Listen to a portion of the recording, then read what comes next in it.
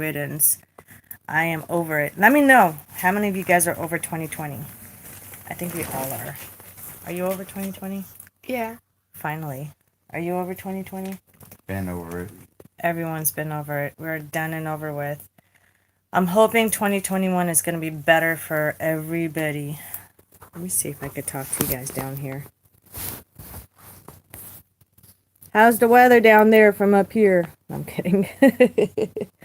I can't see. Okay. So I just popped in for just a quick second to say Happy New Year's to everybody. Thank you guys so much for all your love and support. I have been going through hell this whole time. I know a lot of you guys are going through hell. Shut the door, or is that yours? Everybody's been going through hell this year. I mean, last year. Now I could technically say last year. We're going to bury it. We're not going to repeat it. And I'm hoping 2021, you guys, everybody's going to grow a pair and everybody's going to stop the bullies from telling us what to do, how to live our lives. Fuck the masks. Fuck this ass virus. Fuck all the bullshit. It's time that we rise up and it's time that we take our lives back in control. Because last I heard, a little birdie told me that certain somebody, which I'm not going to get into politics because I fucking hate politics, but certain somebody is planning on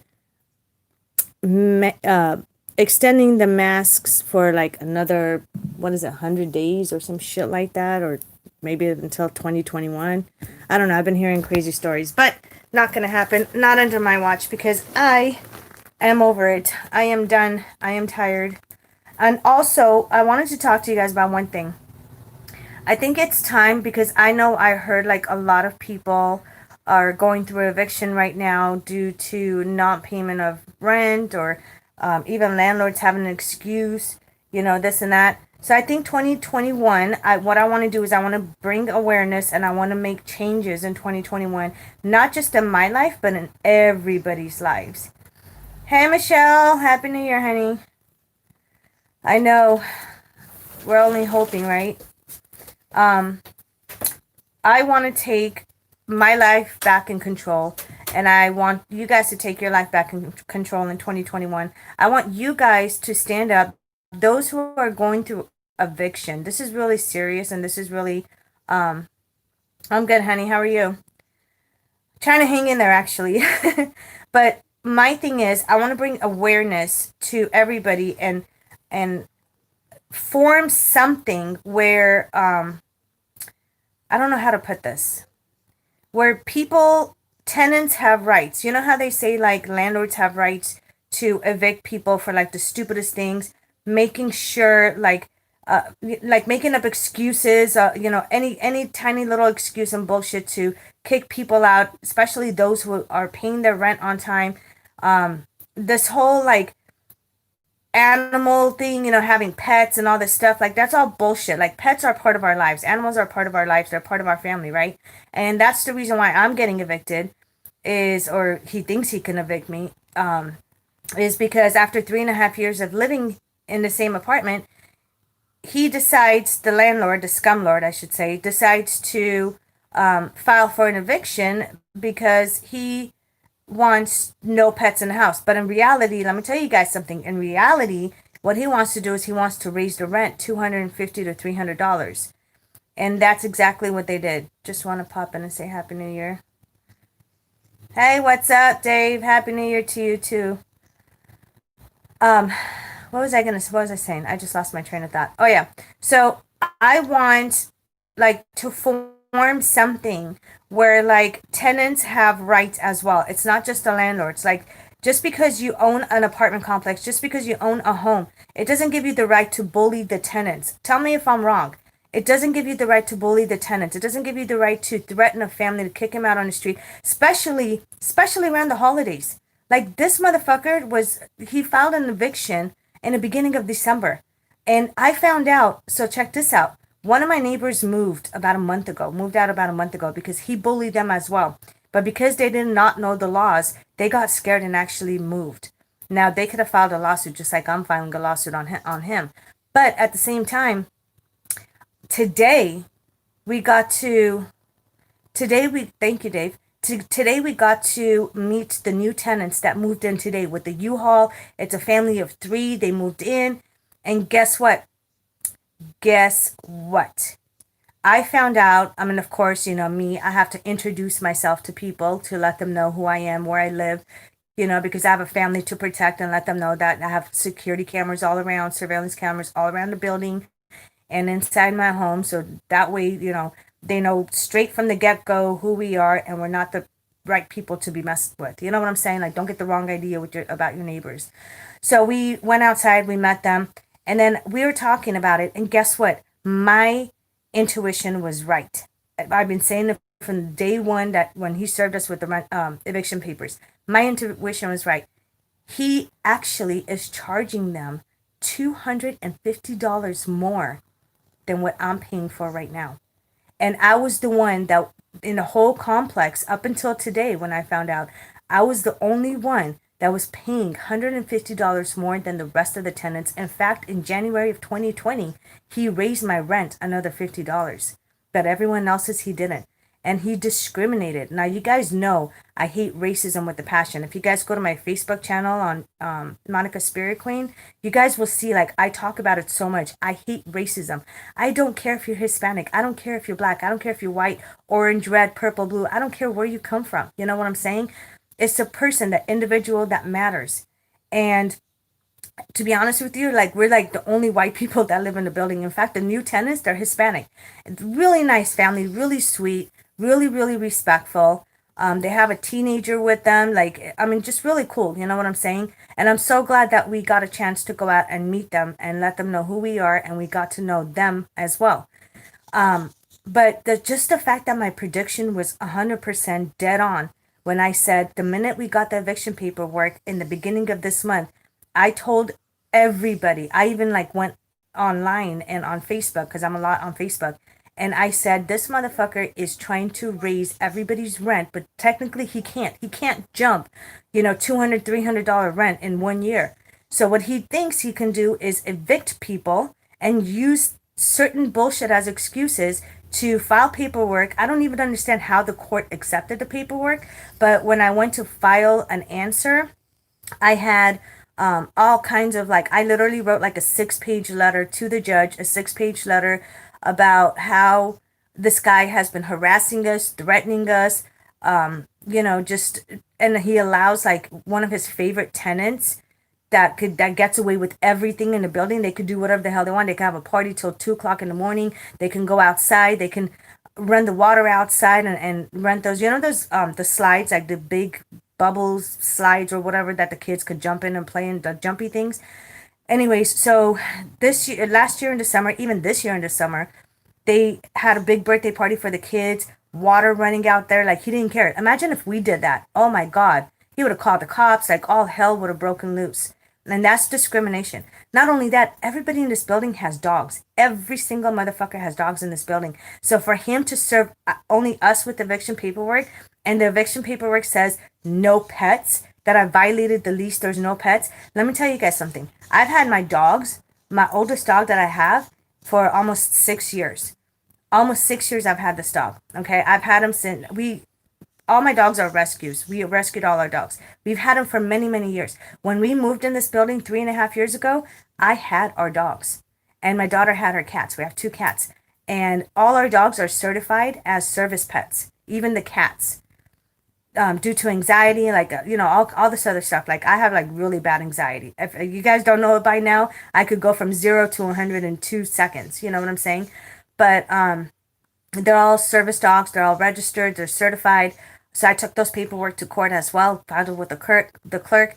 And then I was even honest. I even told the clerk, I said, you know what? I've never, ever gone through this situation before. And it's fucked up because out of, hundreds of thousands of people out there that have been affected due to this bullshit ass virus, I said, a lot of people have not been able to pay their rent, their mortgage. I still paid. Hey, Sarah. Love you too, honey. Thank you.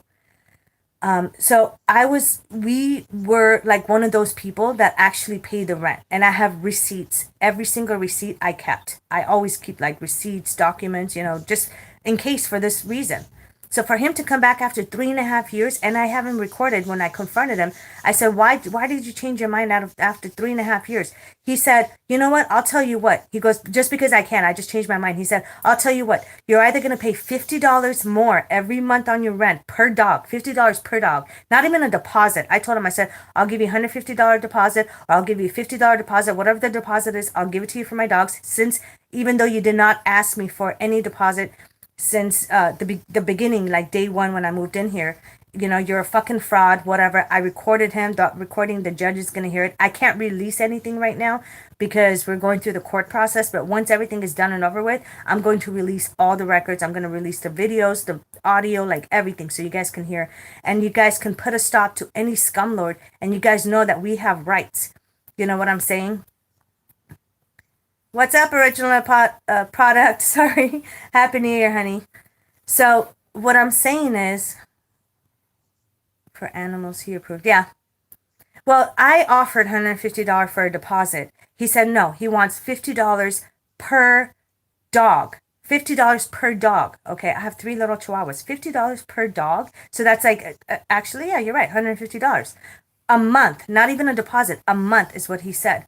And then when I said no, and I told him, I said, what you're doing is illegal. What you're doing is a fraud. I said, you're nothing but a piece of shit asshole. He turned around and said, oh, you know what? I changed my mind. I don't want you guys to live here anymore. And then he comes back and says, right, 150 extra. Thank you, Sarah. I'm like so brain dead today. And then he comes back and he goes, oh, well, you have snakes. Well, everybody knows I have snakes, but that's one of my reptile business. Of course, my reptile business is like dead right now because like nobody's making money. I can't ship out my reptiles anywhere at the moment because the postal service, all that crap that's going on. But my reptile business was booming in the beginning. He knows. He's been in my house. He's seen my reptiles. He's seen my snakes. In fact, 2 of my snakes he's seen. And a lot of times, like most of the time, I use my animals, my reptiles, especially my snakes and my spike. What spike again? Bearded dragon. Mm-hmm. And my bearded dragon. Sorry, I should have known, but I'm going brain dead. I've had him for like what 3 years now, 2.5, 3 years almost. We rescued him from a pet store. They were actually killing him because he was starving to death, and you can actually, like, he was so sucked up. I felt bad. So I offered cash and I got the reptile. But anyways, so I use a lot of my reptiles for educational purposes, for schools, for birthday parties. They call me and I go over there and I take whatever animal or reptile they want, and we use them for educational purposes, and we educate people and kids, and how to treat animals, how to treat reptiles, how to take care of them, how to feed them, how to home them, all that stuff. He knows that. He's known that from day one. In fact, 2 of my snakes he's seen both times. What I do is I get my animal and I walk to my car, sit in my car, I drive off. Then I come home from my car, I come straight home. I don't parade my animal around the building. Like, I'm not stupid. Who am I going to parade it to in the first place? I'm not a show off. I don't do that kind of stuff. And 2 times I came home and the landlord was actually in my driveway, and he's seen my snake around my neck, and he's like, oh, that's a really pretty snake. That's a cool looking snake. Like, he complimented, he came over, he pet my snake. He's like, I've never pet a snake before. It feels so weird and it feels so cool, this and that. So just about a year ago, you're okay with my dogs, you were okay with my snakes, and now all of a sudden you change your mind. In fact, I have him. I caught him on recording when my husband asked him. He said, so why change your mind all of a sudden? Why do you want to kick us out? He pointed to the empty unit before the people moved in today. This was a couple of weeks ago. He pointed to the empty unit, and you know what he said? I can't wait until the judge sees that video. He turned around and he goes, do you know how much I'm going to charge the new tenants over here? Do you know how much I'm going to charge them? I'm going to charge them $250 more rent. Yeah, you money hungry bitch. You don't care. My daughter's birthday was on the 16th of December. I'm all fucking like, I'm literally wiped out because I didn't even have a Christmas tree this year. I feel so bad because my 9-year-old son, like, he was so like heartbroken, and it fucking killed me. I am like literally wiped out. And then about a week ago, or not, when was it? Monday? Mm-hmm. It happened Monday or Sunday? When did I go Monday. to the hospital? Monday? So I was in the hospital Monday. Thank you. And come out from the hospital. It's just like more bad news after another. So I thought it was my appendix. I went to the hospital Monday night, and they did a CAT scan, blood work, urine work, and all that stuff.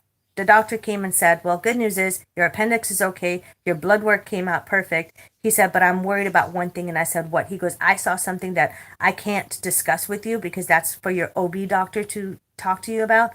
He said, but I need you to get an ultrasound on your ovaries, and it's like the same side where my ovaries are that I've been in so much pain. Like, and it, I can't even, like, I started bleeding heavily out of nowhere. And normally, like, I don't even have my period for the last, what, almost 4 years now because I'm on the depot shot.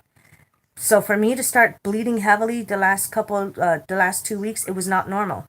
He said he thinks, he's not 100% sure, but he thinks I might have ovarian cancer. And I swear to God, as soon as I heard that, I almost passed out. I was like, really? So no, first I'm getting kicked out of my own apartment after paying rent still when a lot of people haven't. Um, and now I might have ovarian cancer. You know how shit comes in threes? I'm gonna tell you guys the third one in a second. And I was like, okay. He's like, well, tomorrow when you wake up, don't wait. Make an emergency appointment and go see your OB doctor. Okay, no problem, whatever. Like, I literally almost passed out when he said that. So we leave. We go to Walgreens because my kids, it was already late and I felt so bad, like leaving my kids at home. So I called and I said, I'm gonna stop at the store. I'm gonna get you guys some snacks and goodies and this and that. So we go over there. We get some snacks, drinks, whatever. Get in line, and this one, sorry guys, one sec. So this one bully, okay, and I'm gonna call her a bully because she literally is, or tried to bully me. This one woman, she calls herself a so-called manager at Walgreens. Now everybody knows I don't wear a mask. I can't. You know what I'm saying? I have a medical condition. I cannot wear a mask. Plus, I refuse to wear a mask, and it's not a law. So, they can kiss my ass. Even cops told them that they can't do anything about me not wearing a mask.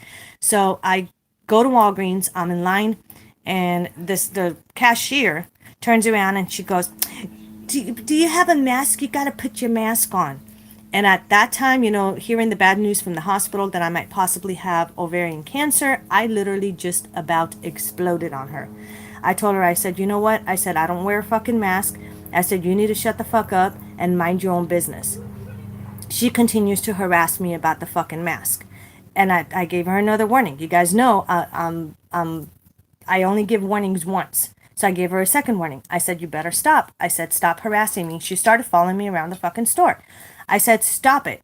I went to go grab chips for my kids. And next thing you know, I turn around. She's still there. She's like, yeah, it is the law. I said, it's not the fucking law. I said, harass me again the third time. I'm going to shove your mask up your ass. Leave me the fuck alone. I said, and if you don't like it, call the cops. I don't give a fuck. Call the cops. What is that going to do for me? Nothing. You're just going to waste their time. They're the ones that they're going to yell at you, not me. So long story short, we get in, we at the register. She's bringing us up.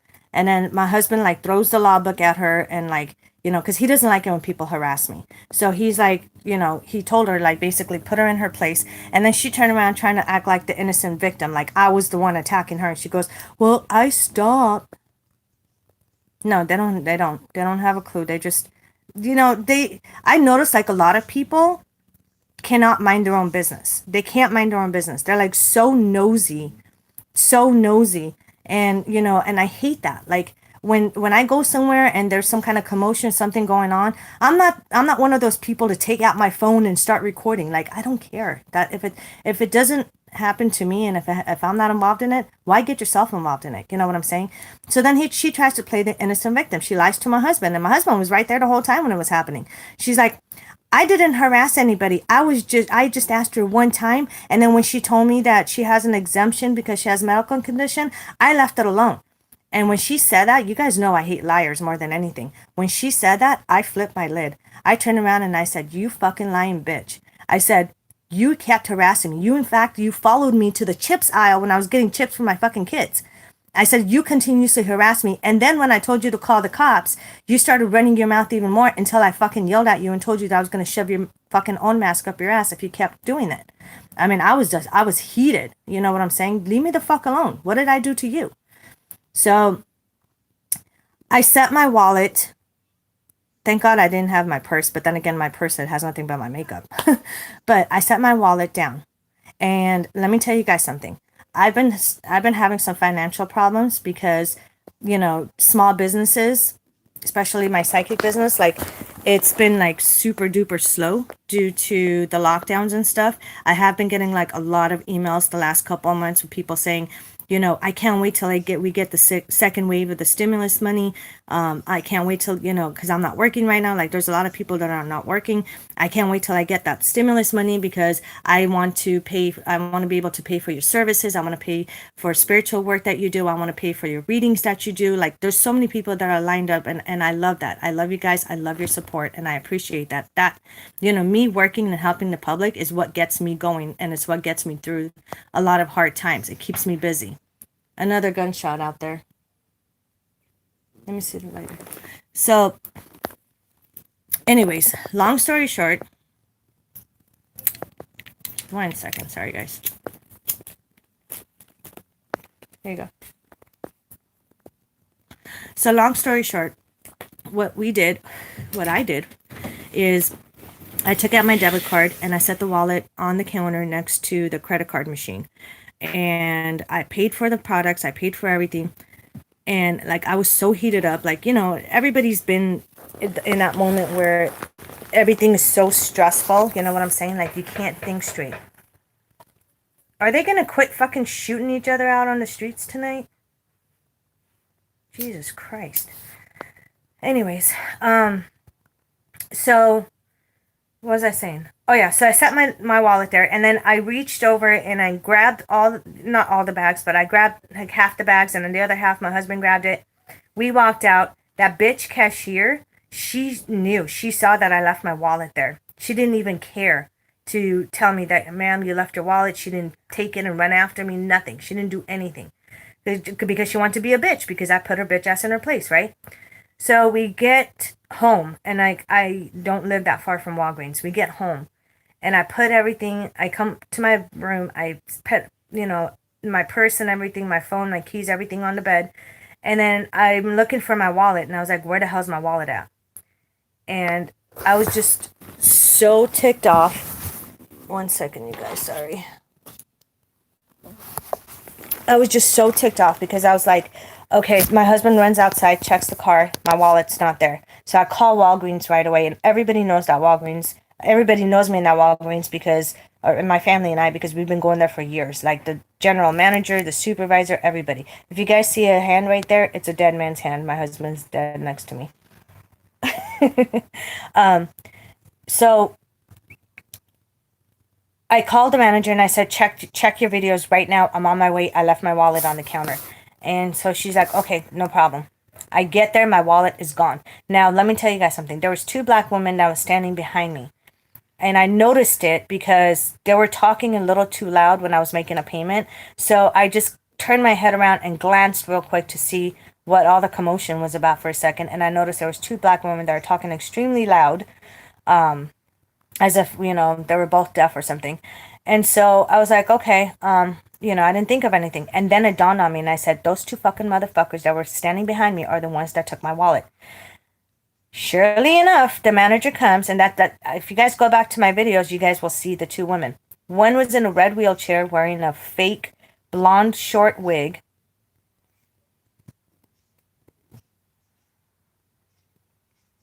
Yeah, exactly. Exactly.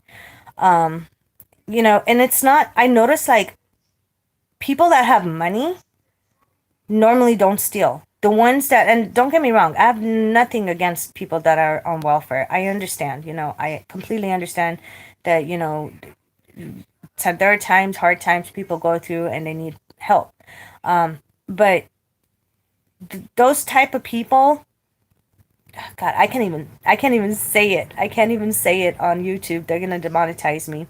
But those type of people are the ones that are petty, are the ones that are money hungry. I mean, fuck, those are the people that will kill you for $1. Literally, they'll shoot you, they'll stab you, something. They'll rob you for $1. That's how desperate these people are. I'm fucking desperate for money right now because I want to move, but I'm not gonna go out there and commit crimes. I'm not like that. I don't do that stuff. I work hard for my money. So, I see the video. Hi, Valerie. Thank you, love. I appreciate it, honey. I really do appreciate it. Exactly. I mean, what goes around comes around. Karma's a bitch. But imagine, like, not just somebody telling you or describing you who stole your wallet. The one that initiated and actually took my wallet was not the one in the wheelchair, even though she was part of it. She saw it. It was the black woman she was with, who was wearing a purple wig with fake Coach purse. A fake Coach purse. I have a real one. She was wearing a fake Coach purse. And they just looked really raggedy. Like, they looked trashy. You know what I'm saying? Just raggedy, trashy. And if you want money, like, I've helped so many people, so many homeless people too. Like, I will take out a 5, I'll take out a 10, or like if I'm at a drive-through and they walk up to me, I'm like, look, I'm not gonna give you money, because you could tell like they're either fucking drunk or whatever. I'm like, I'm not gonna give you money for booze anymore, even though it's nice to fucking have some money for booze once in a while, right?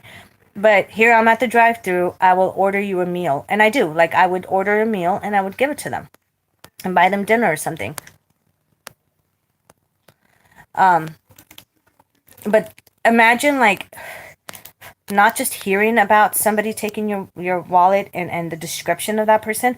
Imagine watching the video. Like, I literally wanted to stick my hand through the video and strangle the shit out of these two bitches. I was that heated up. Like, that does not belong to you. It belongs to me. Everything I worked so hard for is gone. Is gone. Like, I had $900 cash that I had pulled out earlier that day to put away for my move. You know what I'm saying? I still don't have enough money to move. So $900 cash, gone. Gone, gone, gone, gone. I was planning on taking it home, putting it away. That's gone. All my driver's license is gone. My husband's driver's license is gone. It was all in my wallet. My bank cards, my PayPal cards, everything. Oh, it made me want to throw up. It made me, and you guys, I haven't even said the worst part yet, you guys. I haven't said the worst part. Oh, thank you, Sarah. Love you. Aw, I appreciate it. Sarah just donated $20. Say thank you. Thank you so much. Hey, my husband's like half asleep right now. I appreciate it, honey, so much. Thank you. What got me even more heated up, you guys, and I haven't said this part to you. I haven't said it, but I'm going to. When you watch that video, go back and watch it, and keep an eye on the cashier. Keep an eye on the cashier. As the woman is taking my wallet and tucking it under her arm, the cashier is looking right at her. She's facing her. She's seeing the whole thing happen, and she doesn't stop it. She does not stop her from taking my wallet. Tell me, what kind of bullshit is that? So I called 911.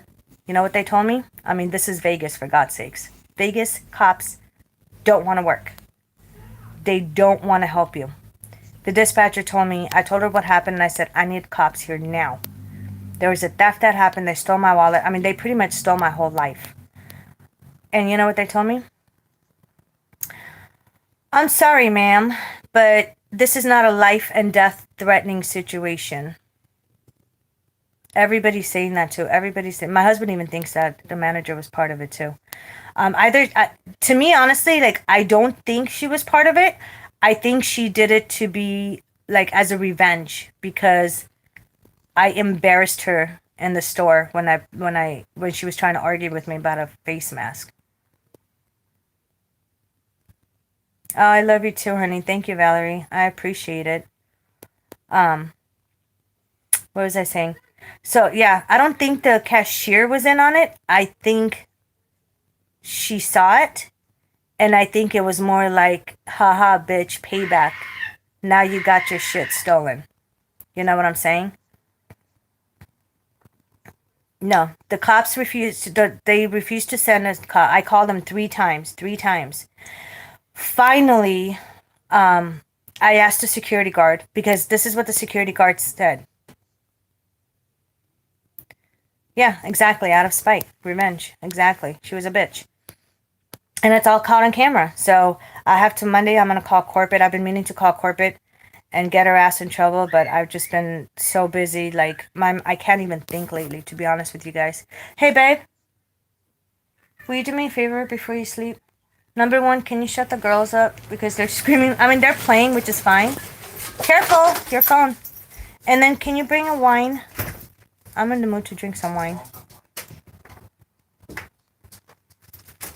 Can you believe I didn't even drink on New Year's, you guys? I did not even drink on New Year's. Yeah. Thank you, babe. I love these. I have the big bottles, but I like these cute little ones. If I'm not sharing a big bottle with anybody, then I just drink the little ones, which is like what, 1 glass. But so yeah, the manager did it out of spite, and the cops would not show up. So the security guard, this black woman, fucking sweet as hell. I love her to death. She walks up to me. She goes, "Can I talk to you, Monica?" I said, "What's up?" And she knows me because, like I said, everybody knows us there. She said, those 2 women, she said, at the time that was happening, she said, I was doing my rounds, like walking around in the store. So I couldn't even get mad at her. You know what I'm saying? She didn't see it happening. She said, but when she came around that corner was the time when those 2 women were walking out the door and they beeped. And they beeped. And then when they looked at the cameras, those 2 women were actually stealing. So whatever they bought on the spot where when that woman stole my wallet was like maybe something really small and something cheap, but they were in that store for a while, the security guard said, and they caught them on camera and multiple cameras that they were stealing. They were putting things underneath the wheelchair, in the back of the wheelchair, underneath the wheelchair, and covering it up with stuff. So when they walked out, they beeped. And I don't know why Walgreens has the most dumbest policy ever, but even if they see you, the employees, managers, security, doesn't matter. If they see you with their own eyes that you're shoplifting and you walk out, they can't stop you. They can't call the cops. They can't do anything. So tell me if it makes sense. We, as normal tax-paying citizens, go in a store and we're paying for our products, right? We don't steal. We're always paying. And you know how many times I've seen people steal and they don't do shit about it? So tell me how that's fair. We have to pay for our stuff, but anybody could go in there and steal and they don't do shit about it. They fill up whole shopping carts and walk out, they said. Oh, yeah. They fill up the shopping carts and They're walk out of shopping carts because of that. Mm-hmm. Oh, and that's another thing. They didn't even have any shopping. They had one shopping cart left. One. Because they filled them all up and left with them. That is crazy. Yep. So and then I asked the security guard, I said, so I asked the manager, I said, you guys have the CCTV cameras outside too, right? She said, yeah. I said, I want you to pull up the fucking video and I want you to tell me which way those women went, what direction. You know, so one of them is in a wheelchair. They look like they're fucking homeless. I highly, highly doubt they were driving. And I was right. See, my intuitions are always right. That's why I'm a psychic. But the security guard, when she pulled me to the side, she said, Monica, they were stealing. They beeped when they walked out, but technically I can't do anything about it. That's just corporate laws when it comes to Walgreens, which is fucking stupid. And so I said, okay, which way did they go? The security guard helped me more than anybody over there. She pointed to the direction to the left. They walked out and they made a left to the direction, like out on the street, and they were going towards Las Vegas Boulevard. I said, okay, thank you so very much. I love you, and I will see you later. I jumped in my car and I took off with my husband. We're driving up and down the streets looking for these bitches. Finally, we seen 2 cops. One of them was pulling into a gas station, right? Yeah, it was a gas station. And another motorcycle cop was already there. So we flagged the cop down. We go over there and we say, hey, we got the situation. 911 isn't doing shit about it. I said, if I need help. And it was like literally like less than a mile down the street when we saw the cop from Walgreens. So the cops are like, well, I'm over here assisting another officer right now for a DUI. But I'm gonna go ahead and call backup and corporate is stupid. Yeah, exactly. I think if a lot of people file complaints on it, maybe they might do something about it. But the cop said, I'm busy over here assisting another cop with a DUI. They had pulled somebody over at the gas station at one of the pumps. And he said, why don't you guys just go ahead and park over here in front of the gas station store? And another cop will be here shortly within a couple of minutes. So I'm like, okay. 45 fucking minutes go by. 45 minutes. My husband and I keep like getting out of the car, walking up and down the street, hoping that we're going to bust these bitches, hoping we're going to see them. And nothing, nothing. Identity theft. Oh, yeah, exactly. Oh, that's another thing, you guys. My SSI card was in there, my Social Security card. And, what was the other card? My kids, My social security too, because you had mine. and our kids, So that means mine was in there. yeah. And then our kids and our, health insurance cards. Oh my god. Basically, like, my whole life and my home family's whole life was in that wallet. All she had to do is pick it up and say to the cashier, here you go, ma'am. Somebody left us on the counter. I'm sure they're going to come back looking for it. Can you give it to them? I think you would think that's the human thing to do, right? No, not for these bitches. So the cop didn't seem like he cared enough until I got his attention. Finally, I had to like scream for him to get his butt back because you know what? The guy was already getting arrested. Okay, the one that got pulled over for DUI, he got put in handcuffs. You don't need more than one person to arrest somebody because the guy was cooperating. I mean, it was kind of funny to watch. They pulled him out of the car and they were doing the DUI testing, like doing the walk and stuff. And this guy was like, he wasn't even walking in a straight line. He was spinning around in circles. I was like, well, that's my entertainment for the night. So yeah, they arrested him. I don't know. I've heard $40 and I heard $50. So I don't know. I've never had to get another ID, like a duplicate or anything like that. I can't even go to the DMV because of this bullshit lockdown. So I have to order it online. Thank God I can. I believe a lot of people told me I can order it online only because my license is still valid. It's not expired. I think it expires in like 2 years or something. So I can order it online. I don't know exactly how much it costs, but I've heard some people say 40 and I heard some people say 50. So between 40 and 50, I'm thinking, I don't know yet. That's another thing I haven't had time to. And plus, I can't even do it right now until I get my debit cards. I had to cancel all my cards. So I don't have any card, no credit card, no debit card, nothing, zero. Absolutely, like they wiped me out. My $900 is gone.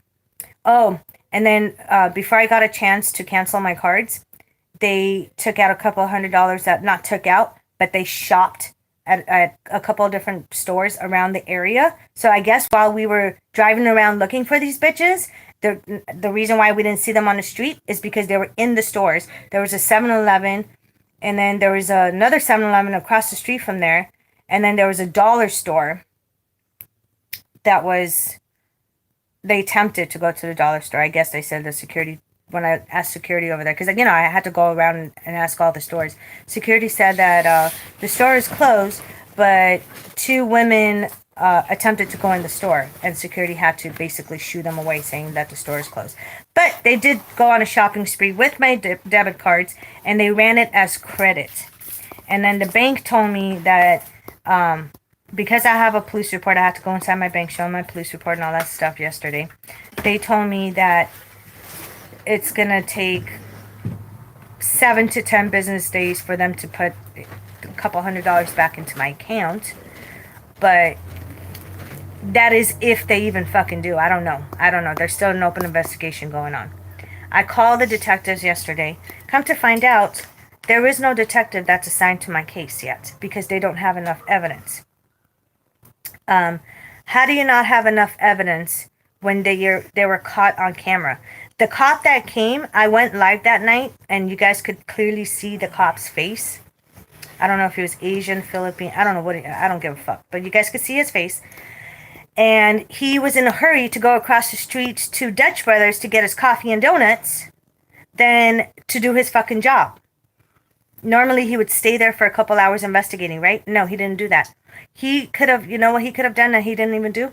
He could have gotten the receipt, like the payment record from the cashier or the manager at that store at the time of if they used an EBT card, if they used a credit card, if they used a debit card, if they used any cards, they could have pulled up that receipt and they would have had their name and their information and they would have known who those people were. The cop didn't even do that. In fact, there were two cops. One of them took off. He left like within the first 5-10 minutes. And then the one that was writing the report basically told me I'm shit out of luck. Now, if you guys go back and watch the video, you're going to hear me yelling at him. I'm screaming and cussing the fuck out of him. I was heated. I was done. I was done with the bullshit. So I found out on one of my accounts. I don't know how they got into it. I don't know, but then you guys know criminals. I'm sure this isn't the first time they've done it. I had to change my passcodes and everything. All my passcodes are super complicated now. Super. To where I don't even remember my new passwords anymore. I had to write them down so I could remember. But one of my accounts, I got an email, an alert, that there were some changes made in your account. So I logged in and looked at it. There was an additional address added on top of my address. Okay? This is how stupid these fucking idiots are. The dumbest criminals on this planet. It is an address. Babe, say it again. What was the address? What was When the I looked homie? it up, it's for a Section 8 apartment complex, but there's no apartment number. But it's Section 8 housing. Section 8 housing for like Apartment low-income housing. people, apartments. And it's like 5 minutes down the street from my house. So we're going to go over there. Bitch your booty. We're going to go over there and check it out. I'm pretty sure I'm going to run into them. I think that's where they live. They don't look like they can afford anything if they're stealing. You know what I'm saying? So I'm pretty sure, like I called it again from day one. That happened. The second it happened. The raggedy, trashy people on welfare. Again, I don't have anything against welfare people. But there are some that are Oh my God, it's so hot. so desperate for money and so lazy to find a job and work that they're career criminals. That's what they do. They steal. And so that's what happened. But so it comes in threes. It comes in threes. The eviction, possibly ovarian cancer, which pray for me because I don't feel like I have it. I don't think I have it. A lot of people now are telling me it's due to stress. But I don't know until I find out from the OB doctor. I'm going to make an appointment next week to go for an ultrasound. And then the third one, my wallet getting stolen. It comes in threes. So I'm hoping and praying that's it. The bad luck is done and over with.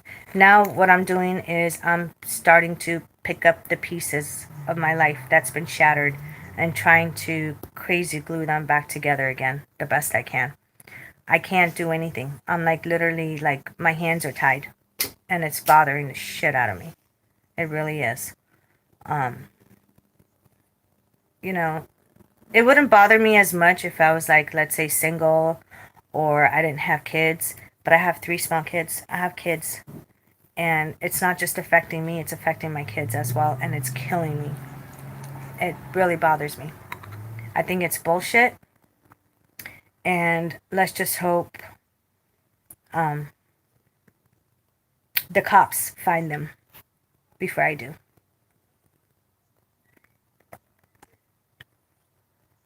By the way, cheers, you guys. Happy New Year's. I hope 2021 is better for everybody, not just for me, but for everybody. And I really don't wish any of this bullshit on anybody, not even on my worst enemy. Okay. Yeah, let me know, please.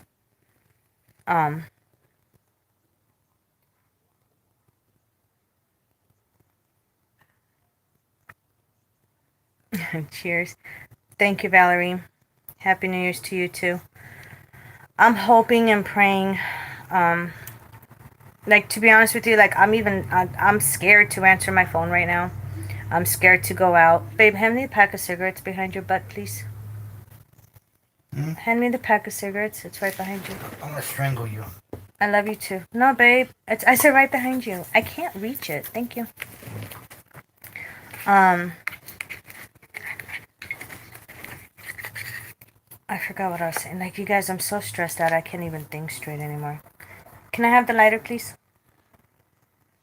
Huh? Can I have the lighter? What the hell was that? Tired. Thank you. Go to bed. I am. You keep waking me up. Oh, yeah. You have to put the kids to bed too now. Kids, go to bed.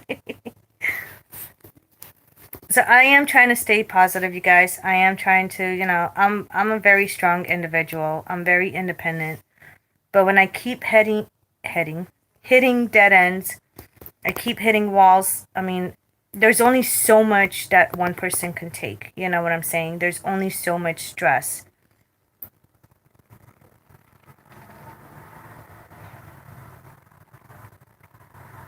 Yeah. I don't mind getting the hysterectomy because I'm not planning on having any more kids anyway. I have 2 teenagers as it is. I'm not going to go back to diaper changing and bottle feeding and preschool. You know what I'm saying? I've done all that. I've had all my fun. I enjoyed every moment of it. Trust and believe. Every single one of my kids going to the first day of kindergarten and preschool, I stood there outside the door and I bawled my eyes out. And I was like, I want to bring my baby back home. I don't want, you know what I mean? Oh, shit. So, I love being a mom. Yeah, exactly.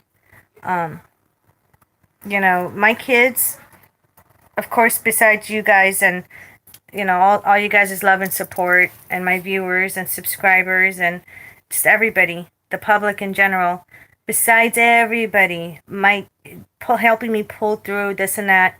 The reason why I wake up every single morning and push forward and push forward and push forward as much as I can. And every morning I wake up saying, yesterday is dead for me. Today is a new day. I'm going to do something different. I'm going to do this. I'm going to do that. Is for my kids. My kids are my life. I have to. You know what I'm saying? I wake up for my kids. Otherwise, I don't give a fuck. I don't. It's come to a point where life is just life, But I have to be a good role model for my kids. And the hardest part for me right now, I think it's to, stay calm when I'm home with my kids.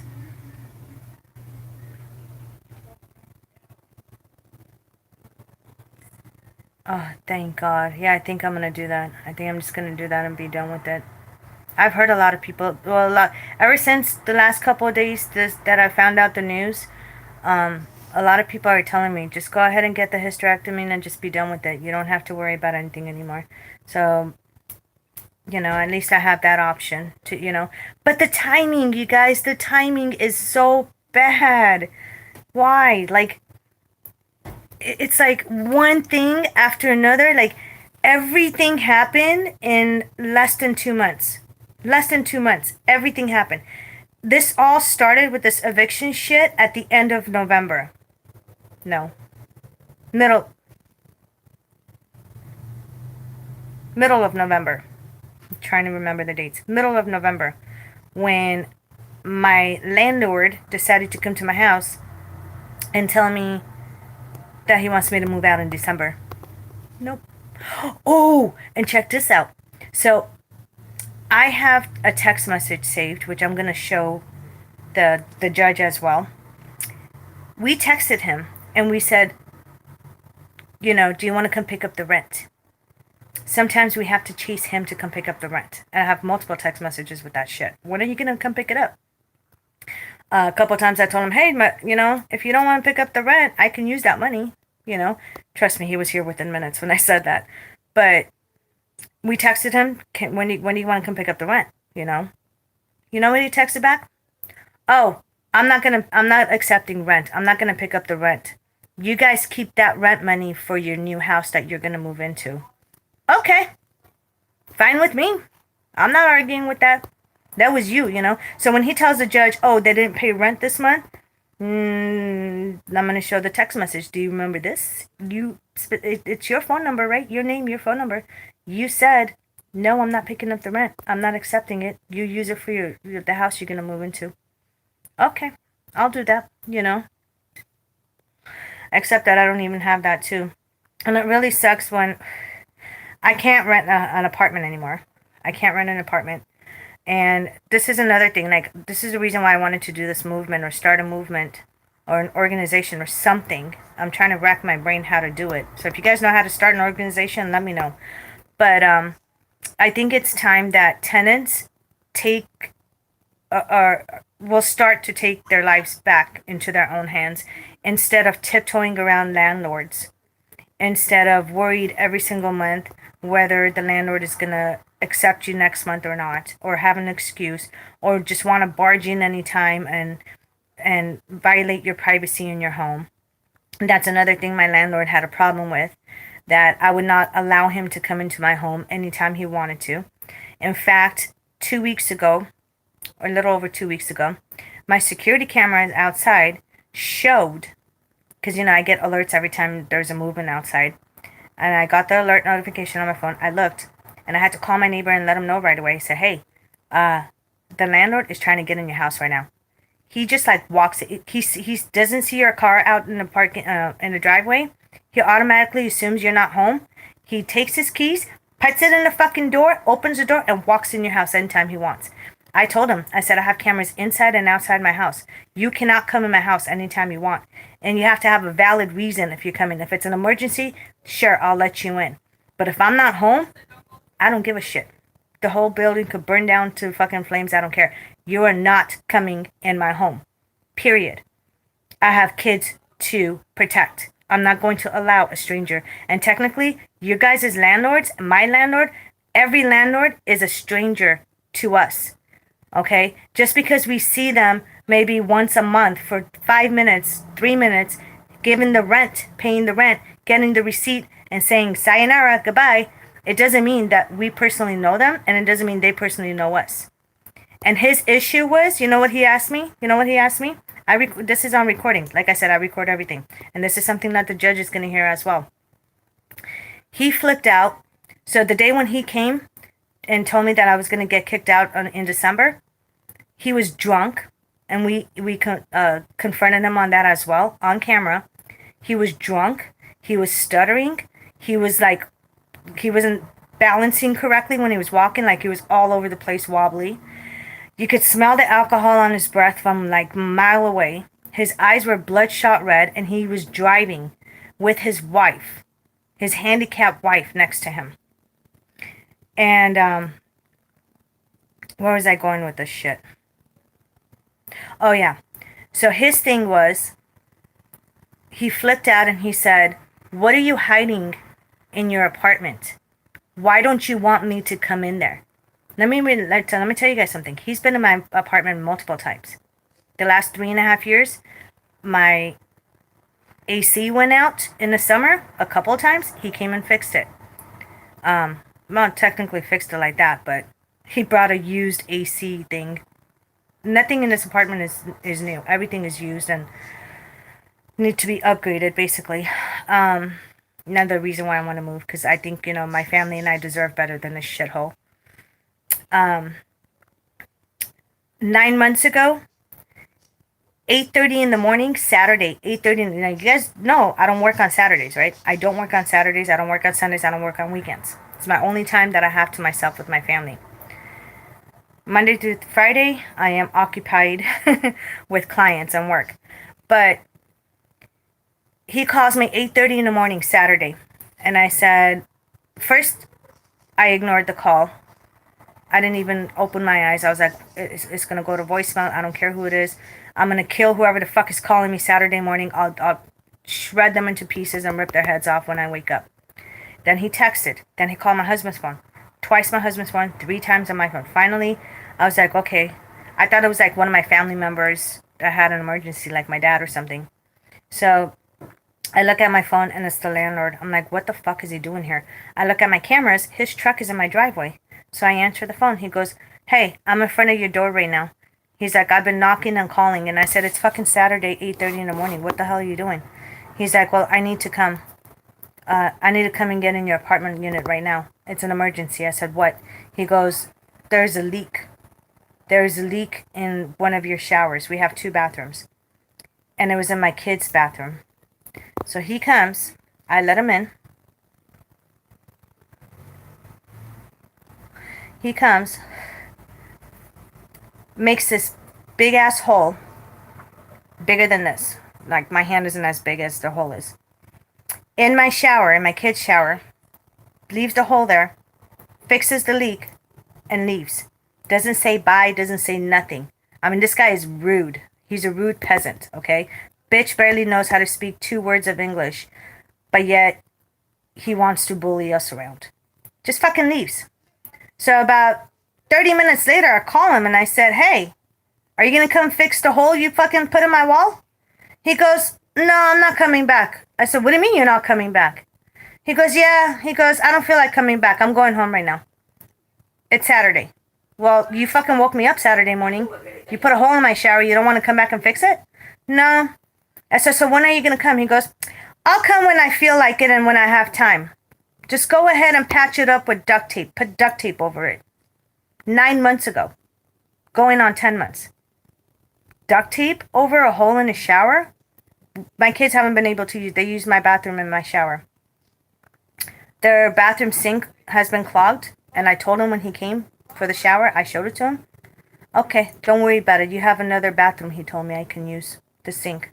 His words. Don't worry about it. You have another bathroom. Okay. My oven, 2.5 years, 2 years, over 2 years, almost 2.5 now. My oven hasn't been working. We can't cook in the oven. We cook on the stove as much as we can. And a lot of times I spend money on takeout. Yeah, duct tape. Oh, I'm going to post those pictures. You guys will see it. I don't talk out of my ass, just like I posted the video of the theft. You guys will see. Trust me, you guys will see.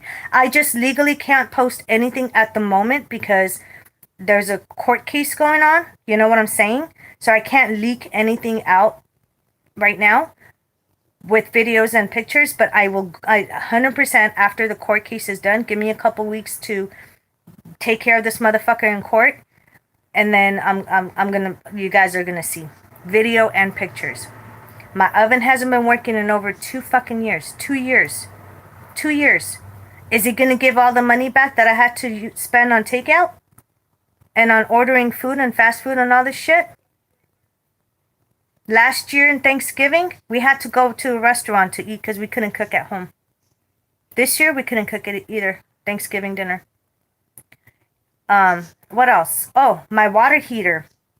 From day one we moved in here, my water heater hasn't been working properly. We get 2 minutes. I'm not even kidding. 2 minutes of hot water. Hi, Anna. Welcome. So, yeah, my water heater hasn't been working since 3.5 years, since day one we moved in. In fact, I remember I went to wash my hands in one of the bathrooms. I turned on the water and it was ice cold. And I was like waiting and waiting and waiting and waiting and waiting for a long time. It shouldn't take a long time for the water to warm up, right? Shouldn't take it.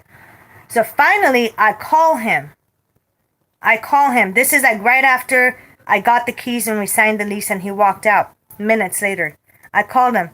I said, we don't have hot water. He goes, oh yeah, you do. I said, no, we don't. The water's been running forever and we don't have hot water. He goes, just wait. You're going to get hot water. Finally, the hot water came. What the hell happened? My phone has a mind of its own. The live just ended on its own. Sorry, guys. I don't know what happened. But I'm back. So, yeah. We don't have hot water. So, all the essential stuff, we can't really use. And it's just, I think it's bullshit. I'm trying to stay strong. My pains are not as bad today as it was the last couple of weeks on my side. And I figured, I jump in and have a chat with you guys and go live. Happy New Year, Yana. I'm just like actually having some wine. I need it, trust me. But yeah, that's the bullshit that we've been going through.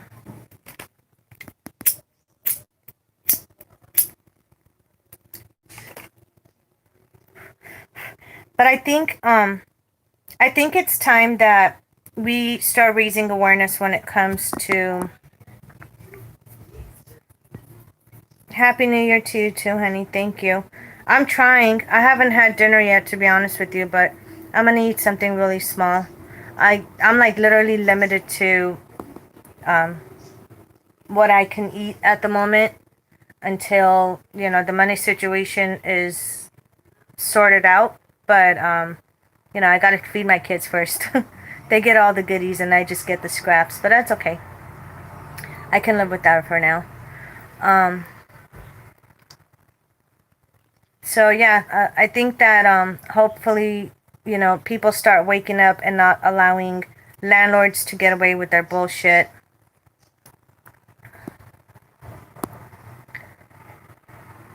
Yeah, I lost like some weight.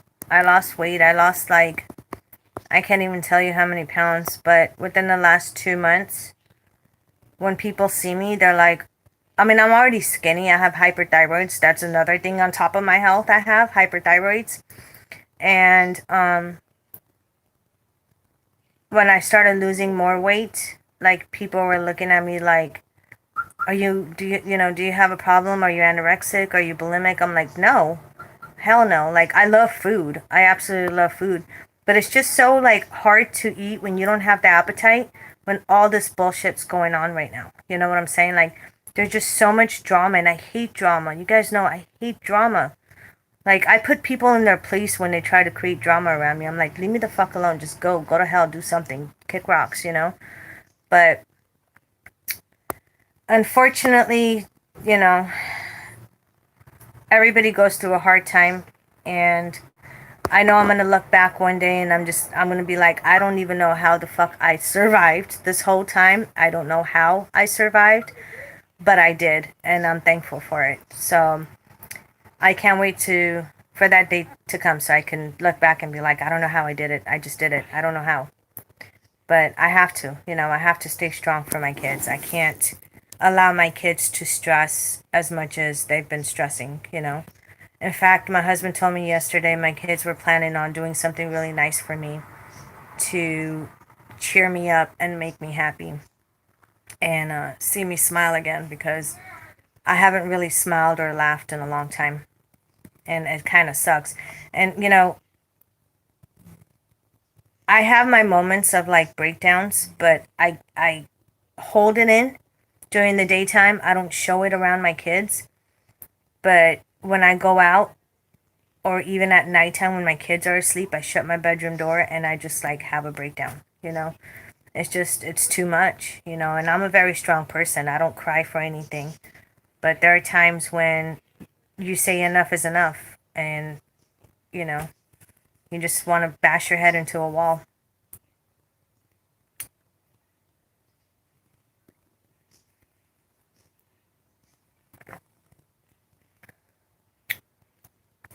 Yeah. It's it's become a habit of me to do like a fake smile with my kids. In front of my kids, I just smile. I act like everything's going to be okay and that I know what I'm doing. But to be honest with you guys, I have no fucking idea what I'm doing. I have no idea what I'm doing. I don't know what to do. I've never been in this situation before. I've always been the leader.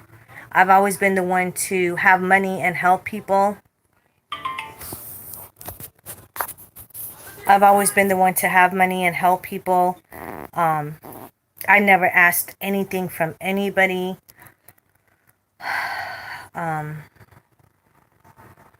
It's just, I don't know.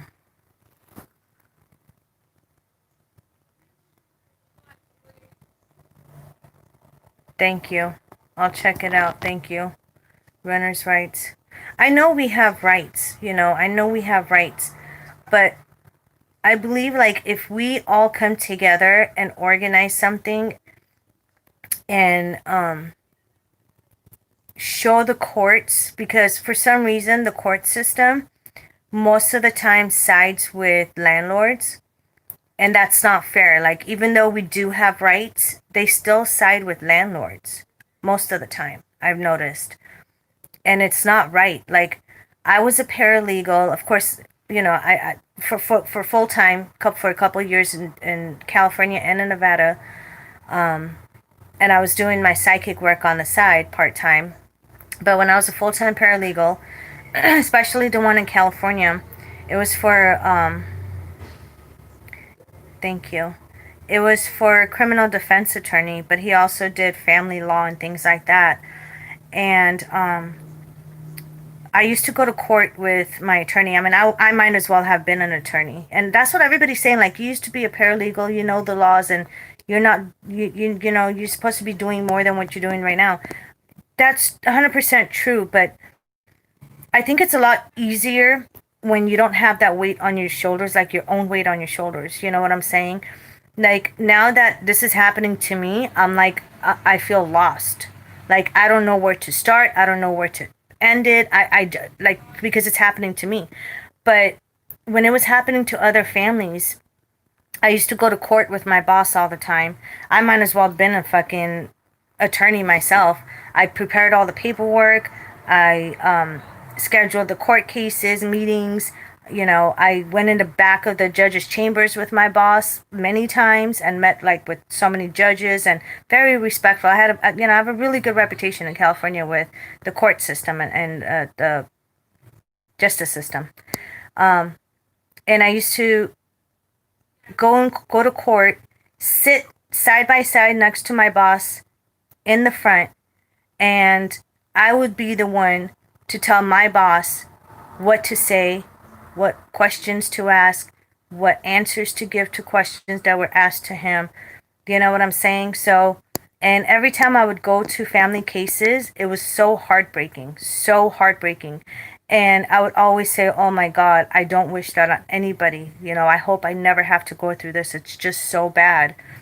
And now that I'm going through it, I keep looking back on those cases and I'm just like, how did I do it for others? And it's so hard to do it for myself, you know? And I think part of the answer is, babe, you're snoring. Mm-hmm. You're snoring loud. Sorry. My baby's tired. Okay, I'll check those websites out. Thank you. I believe part of the answer to my question is how is because those families had a backup. Those families had supporters, and we were the backup. We were the supporters. We were their voice. We had their back. We went to court for them. We fought for them. You know what I'm saying? When it comes to me, I don't have anyone fighting for me.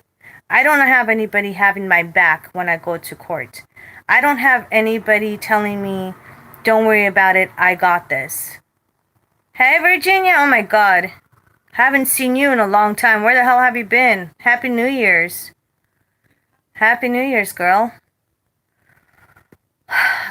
So yeah, I think, part of that answer to my own question is I don't have that support. I don't have that physical support. I have the emotional support from you guys, and I love you guys so much, and I need that more than anything right now, and I appreciate that. But the financial aspect and the physical aspect of going to court and helping us fight this, like, I'm doing it all on my own. I'm doing it all on my own. The court costs, I do have an attorney, but I can't even afford to pay my attorney right now. And I've had this attorney for years, and I've always paid him for everything. And I had to call him and I tell him, like, hey, my financial status is kind of screwed up right now. So, we need to wait on and see what's going on. Thank you so much. Prayers help too.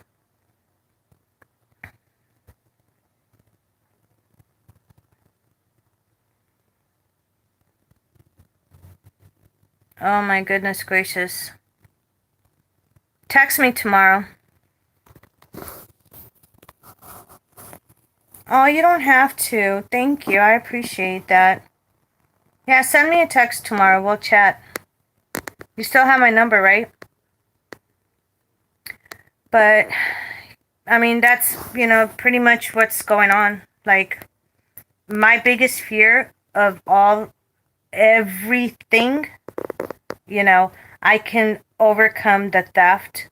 Maybe there'll come a day where it hurts for me to even say this because I feel like I'm going to throw up, like I'm gagging when I'm saying this. But maybe one day the day will come when all this is over with in the long run, not now.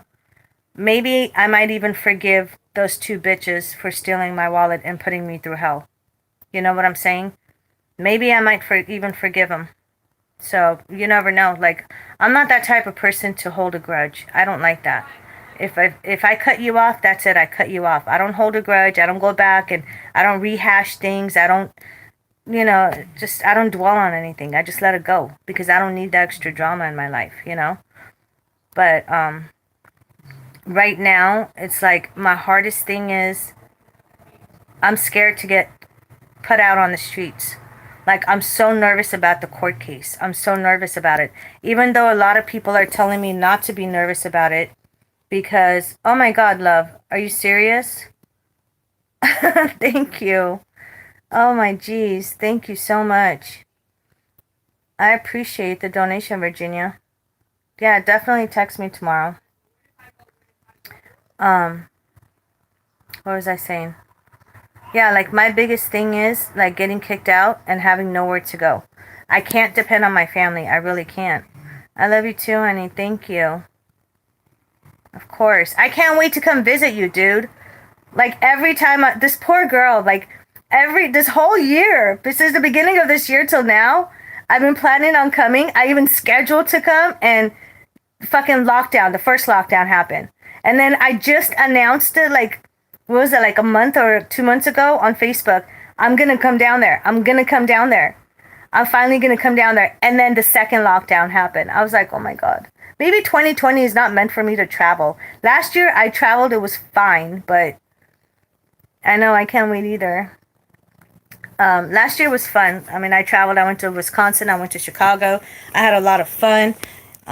You see my frustration with not being able to have money. It's like, it's killing me. You know what I'm saying? My kids are not used to this life. My kids are not used to me saying no. Like, even today, like my last dime that I have and my kids want something like, Chinese food or Italian food or whatever the case is, I swear on my life, like I buy it for them and then at home I eat peanut butter and sandwich. Honest to God, I'll bring it to you and you guys could see my peanut butter sandwich and bread, like, or crackers or like, here, this is what I've had tonight. I'm going to show you guys.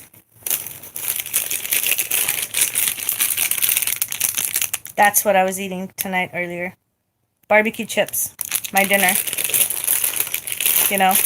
but it's worth it for my kids though. Like, I can't complain and bitch about it because I love my kids to death and they always come first. So, Oh, speaking of, for future donations, because like YouTube takes a while for the money to hit. Like, we get paid like once a month for donations or whatever the case is.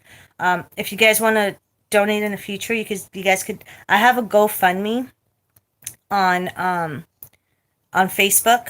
I have a GoFundMe. I'm actually gonna put the link in this video once it's completely done uploading, which will be sometime in like 5 hours. For some reason, live videos, it takes forever for it to upload and be ready on my end. Like, you guys can see it, but I can't. You know what I'm saying? Because I'm the creator and it's my channel. So once it's completely done uploading in a couple hours, I will definitely put the link to my GoFundMe and then and my PayPal.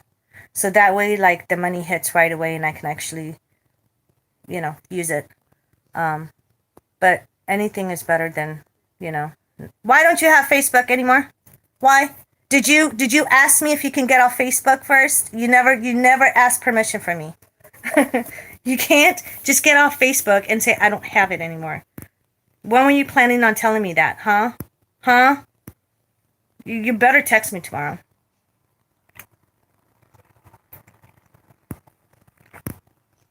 So, yeah, I guess that's pretty much it. How was you guys' New Year's? What did you guys do besides staying home? Oh, did you guys watch my Christmas video I made? Yeah, you better.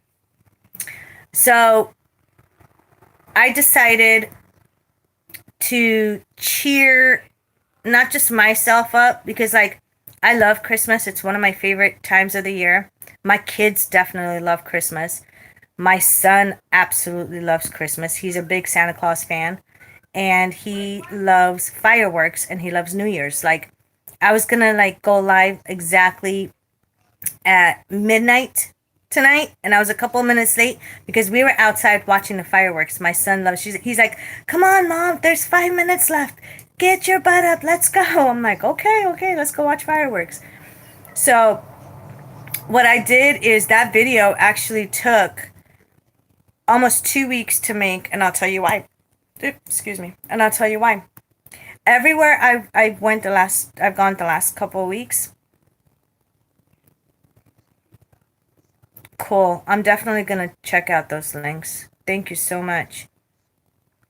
Everywhere I've gone, I know I love the lights. The last couple of weeks, I have had my camera. Of course, I record everything. I always have my camera.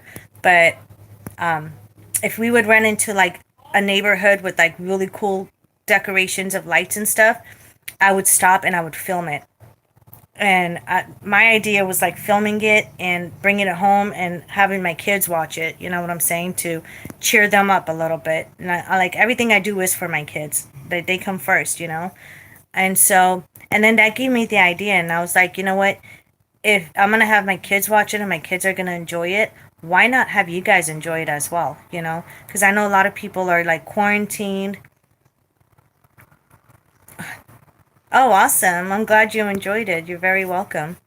So that's why I said, like, you know, instead of just having my family enjoy it, I know like a lot of other families are going through some hard times. A lot of people are quarantined and they haven't been leaving the house, you know, especially around Christmas and holidays, and it sucks. And, you know, if I'm suffering, why should others suffer as well? You know what I'm saying? So, in order to cheer you guys up and just like instead of you guys going out and seeing the lights, I brought the lights to you guys. You know what I'm saying? So that just gave me the idea to dude, my hair keeps getting stuck over here. To just like, you know, make a cute little video, put all the videos together of the lighting and show it to you guys. Sharing my Christmas spirit with you guys. Even though it didn't feel like Christmas this year. And like I said, it kind of sucked because we didn't have a Christmas tree. First year in our lives, we did not have a Christmas tree. And it sucked. I mean, I still got my kids some gifts. You know, I can't not do that. Not as much gifts and expensive ones that I normally get them every year. But, you know, I'm glad that they were thankful for it. And they even told me, they said, Mom, we know that you're struggling right now. You didn't need to get us a gift, you know. The best gift that they said we could give them is a house. To move and have a house. I can't have an apartment anymore because of my kids are growing up right now. I have 2 teenagers. They need their space. You know, an apartment is too small for kids, especially teenagers. For 3 kids, it's way too small. If you guys hear snoring, it's my husband laying next to me sleeping. So I said, you know, I promised my kids whether I buy a house or I rent one. I think I'm going to rent one temporarily until I'm able to get back on my feet with money and work and business and stuff. And then I'm definitely going to buy a house. And that's another thing that sucked, you guys. Beginning of this year, I had it all. Like, I had the money for a down payment. Babe, I'm talking over you.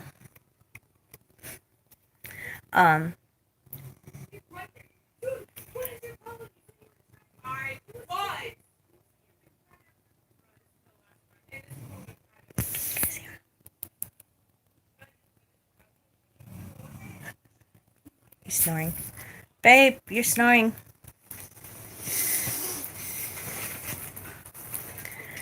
So what was I saying? Oh yeah. So we did, the beginning of this year, we did have the money for a house. I had the money for a down payment. In fact, my realtor and I went and looked at a couple of houses. One of them, which we all fell in love with.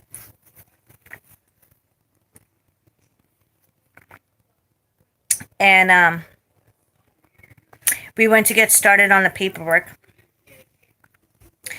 Two things held me back from it. Two things. The main thing was before we got started on the paperwork, I was notified that due to this ass virus bullshit, the banks stopped giving loans to anyone. Like, nobody was able to get loans. Nobody. Not for first-time home buyers, which would have been me. Not for refinancing. Nothing. Girls, keep it down, please. Girls. Hold on one second, you guys. It's the sibling rivalry that's going on in the next room. Girls. Now my dogs are having their sibling rivalry.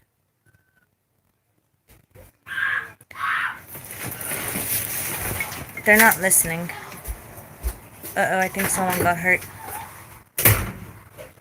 Anyways, you know how teenagers are, you guys. I remember that my brother and I used to kick each other's asses like every day. Now I'm going through this with my kids, which I'm sure everybody goes through. But anyways, not a big deal. So yeah, I did not have, so I couldn't get any loans. I could not get any loans. So, which meant I had to put a higher down payment for the house. And I said, I can't do that because I cannot empty out my bank account due to the fact that, you know, the little nest egg that I had to be able to make mortgage payments and live. So that went out the door. The second thing is, I don't have bad credit, knock on wood, thank God, but I don't have any credit. And the reason for that is I don't like being in debt. Okay, I hate being in debt. My husband hates being in debt. So what we do is everything we buy, we pay it off. We always pay it off in cash and we're done with it. I bought 2 brand new cars 10, 11 years ago, back to back, from dealerships, made the payments for like 6 months and 6 months at a time. And then after the 6 months was up, we just paid off the rest of the car. And I was like, I don't like to be in debt. I hate making payments. I'm done. Like, it's bad enough I have to pay my rent every month. You know what I'm saying? It's bad enough I have to pay my bills every month. And then on top of that, like, I have to pay like credit cards and all the shit and cars and stuff. So no.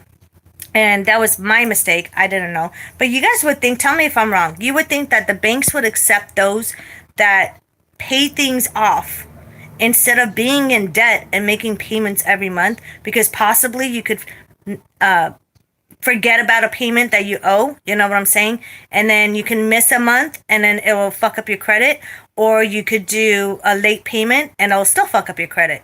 Either way, you're screwed, right? So I'd rather pay it off. And you would think that the banks would be like, okay, so here's Monica. Uh-oh. Damn cats again. Sorry, got a notification for my outside camera. There's like neighborhood cats that keep like coming around my door. I don't know why. The last couple of weeks. So I was told that they didn't know exactly how long it'll take for the banks to start giving loans, possibly 2021 or some shit like that, which crushed my hopes and dreams about buying a house this year, or last year, 2020.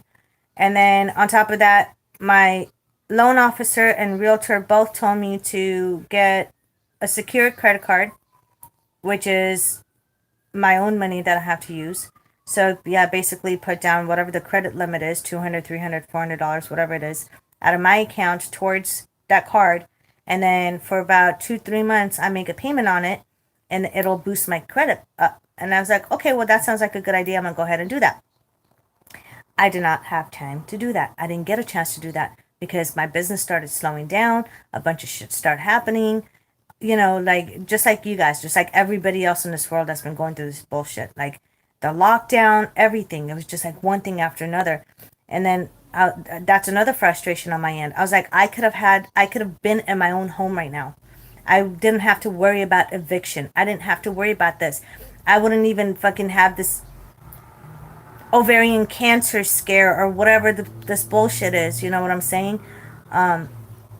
If I wasn't so stressed, I could have been taking care of myself a lot better and differently, and just being comfortable in my own home.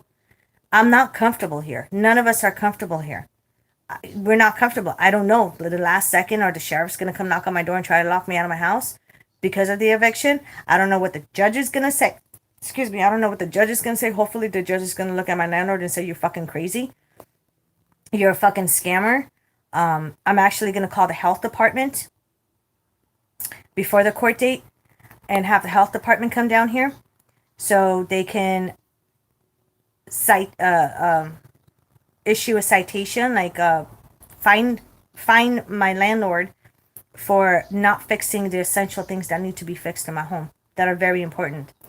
When I called the courthouse to ask a couple of questions about the eviction and if is it legal to do it right now, because I know that our governor extended extended putting a hold on any eviction until March, right?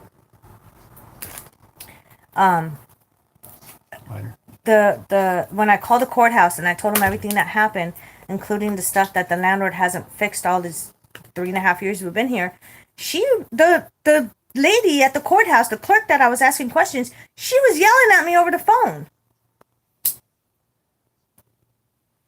Yeah, I heard they can enter the property if there's an emergency.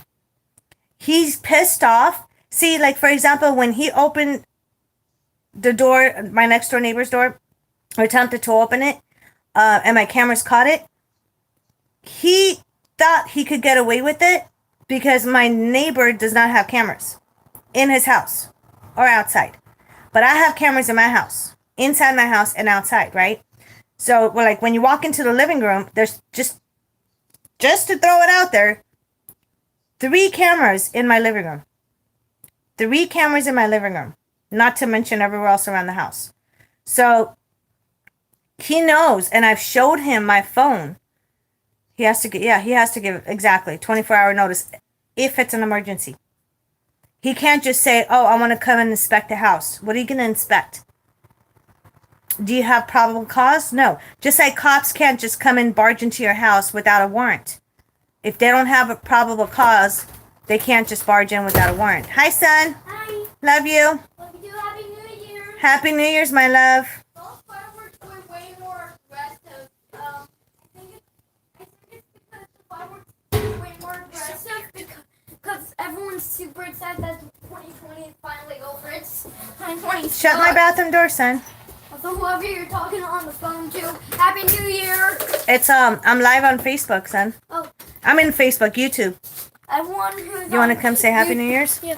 Happy New Year's, everyone. You have to come over here to Mom. Happy New Year's, everyone. Oh, look how cute he is. Of course I'm cute. Happy New Year's, guys. Give me a kiss. I want my kiss. Mwah. I love you. I love you. I almost put my face on. That's a good Shut the door. So, oh, they're so cute. So, I know for a fact that they can't. Virginia says Happy New Year, son. He just yelled Happy New Year's from the other room. He closed the door. What was I saying? So yeah, no, I don't think the landlords could enter just whenever the fuck they want. In fact, I'm glad you said that because on recording, I have him asking me, he just flipped the fuck out. He goes, I don't understand why you don't let me come into your house whenever I want. And I was like, whoa, back up. What do you mean I don't let you come in my house whenever you want? That's because you don't fucking live here. Number 1, he doesn't live on the property.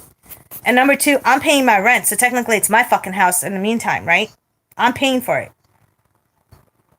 If you want this to be your fucking house, then give me all my fucking money back that I paid you for, and then I'll fucking move out. Simple as that. I will shut the fuck up. I will give you my keys, turn it in, and I would leave. But in the meantime, as long as I'm paying for it and I have the fucking receipts to prove it, shut the fuck up. This isn't your house. And then he said, he's like, I don't know what you're hiding from me. The fuck am I hiding from you, bitch? You've been in my house. You know what I have. I could have easily hidden my dogs, my snakes, my reptiles from him. Easily. But I didn't. That's because my dogs don't go out. They're inside dogs. They're potty trained. They're inside dogs. They go potty on the puppy pads, and the puppy pads get changed about 1,000 times a day to keep the house clean. But I don't care. My dogs stay at home. He did not have to know about any of my animals. But I don't play those games. I don't bullshit and I don't lie. He's seen my animals from day one. In fact, multiple times he came in my house, my little doggies were jumping on his legs, trying to play with them with their tails wagging. And he even bent down and he was petting my dogs at one point. So, for him to say, what am I hiding? And I turned around and I said, what the fuck do you think I'm doing? You think I'm fucking doing drugs? You think I'm growing weed? What the fuck do you think I'm doing in my house? What is the reason that you want to come in my fucking house in the first place? You've been here before. But I'm not going to fucking put a red carpet invitation for you to come in my house anytime you fucking want. Last year, he brought pest control here. Pest control. Guys he found at Home Depot. Yeah, the guy he found at Home Depot without a license. My husband was working at the time for another company. And, oh, you guys have to hear this shit. I have juicy stories, don't I? So it was during the daytime. My kids have been homeschooled for like the last 4 years now. They were all in their room doing homeschooling. They were, online classes and shit. I was out there in the living room. My landlord called me. My landlord didn't even come with him. He sent this random guy that had, how do I explain this? Not a, what is it? Not a pipe. Like a plastic thing with a hole in the, and it was connected to something that he was spraying. I don't fucking even know what the hell he had in his hand. He was supposed to come. He was supposed to spray my kitchen. This is like a yearly thing. Like every summer we get like bugs and spiders, and unfortunately Vegas is really big on fucking roaches and dirty ass buildings and shit like that. So he comes and sprays it, right? He was supposed to come and spray it. I don't even know where the fuck he found this fucking retard from. The guy comes in my house and he closes the door behind him. Now I have a screen door. I close the screen door and I open my living room door because I don't want my dogs, going out. And I don't want everybody knowing my business.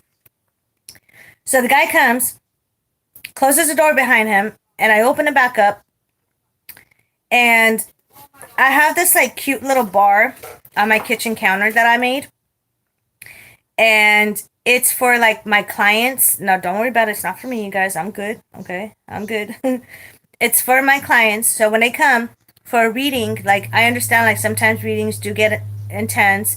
They do get a little overwhelming for some people, especially those that are like first time clients or first time people that have never gotten a reading before. And so they're nervous, you know what I'm saying? So I have like whiskey, brandy, cognac, wine, things like that on my counter.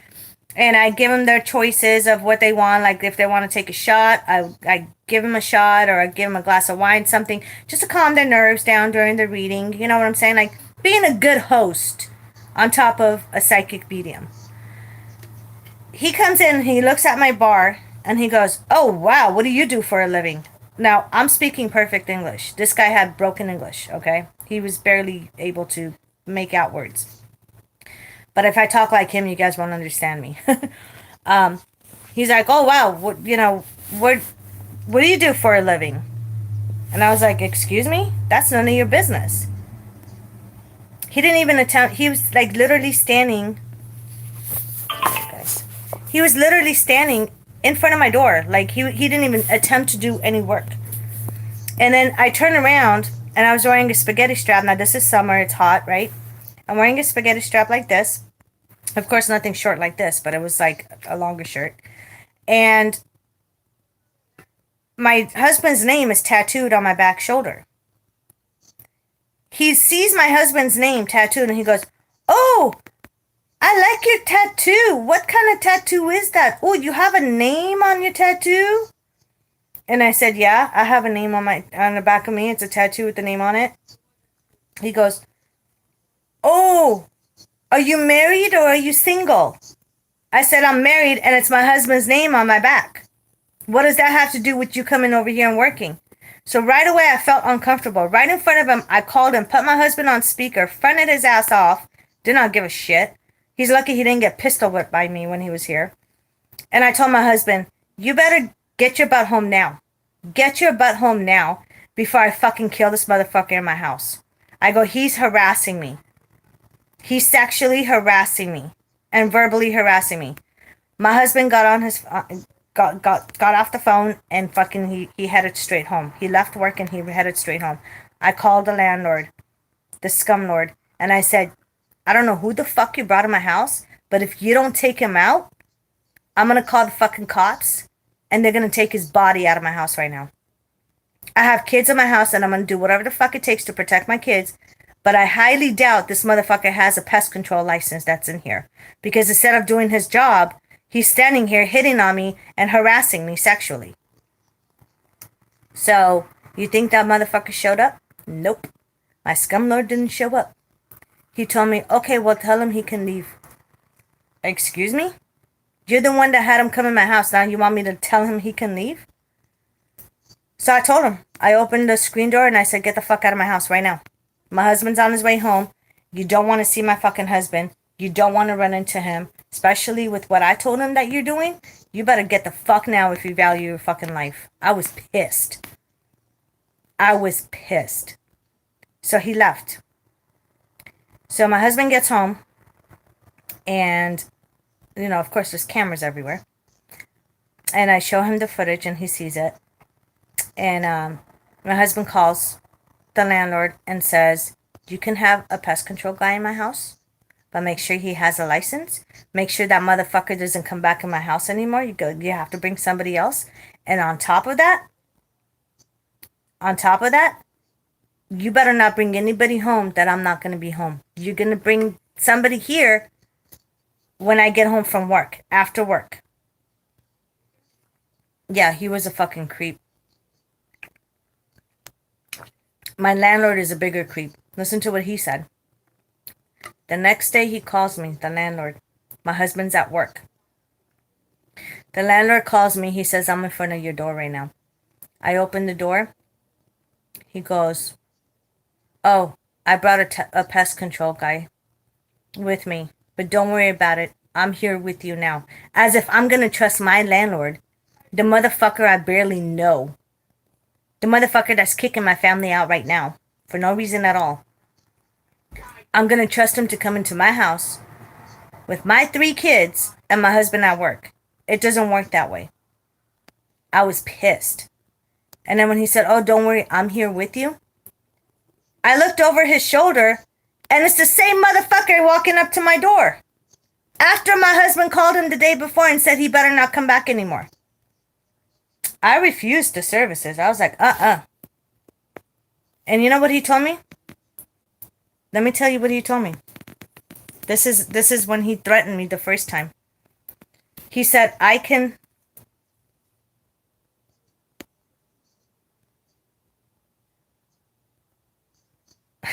Wow. That's funny. He threatened me and he said, "If you don't let us in your home right now for him to do the pest control work," he said, "I'm going to file for eviction to kick you out." I said, "I am so glad you said that, because you see those cameras right here, right here, right here, all over my house right now?" I said, "You're going to explain that to the judge of how you think you're going to kick me out if I refuse the service to have somebody perverted that sexually harassed me the day before to come back in my house again. I said, in fact, I'm going to call the cops if he doesn't get off the property. And that's not right. You know what I'm saying? You can't. You gotta know your rights. If you don't know your rights, these motherfuckers are going to walk all over you. They're going to walk all over you. If it wasn't for this whole bullshit eviction shit, I wouldn't have to worry about it.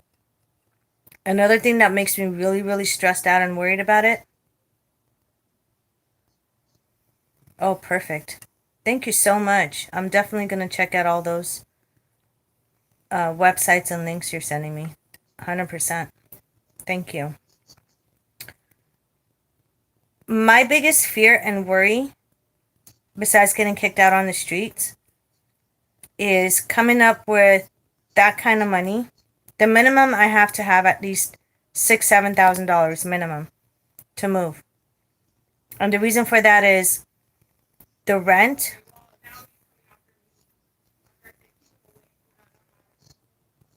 Yeah, fucking creep, I know. The rent everywhere has skyrocketed. Okay, so everywhere that I want to rent is double, if not triple, the amount that I've been paying here. You know what I'm saying? I mean, if the judge gives me a couple months to get shit together, I would highly, highly appreciate that. That will take like a lot of weight off my shoulders. To kind of pull things together and gather some money and, you know, through donations or work or whatever. Hopefully I'll start having more clients again because the stimulus money, thank God, that's one good news. The stimulus money is coming in. I've heard a bunch of people already got it. So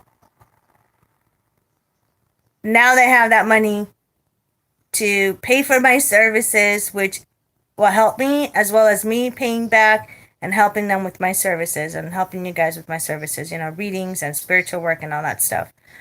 But what really bothers me is I have to pay first month's, last month's, security deposit, pet deposit, what else? Key deposit. Now there's a lot of places, homes that are renting, they're asking for a $50 to $150 key deposit. It's refundable, but what the fuck? Oh, cleaning deposit. So 6 different deposits and payments. And that adds up. $6,000-$7,000 to move. And that doesn't even include the U-Haul. Now, once we move in and settle down somewhere, I can handle it from there. You know what I'm saying? You know your girl's good at that. Like, I can handle it from there.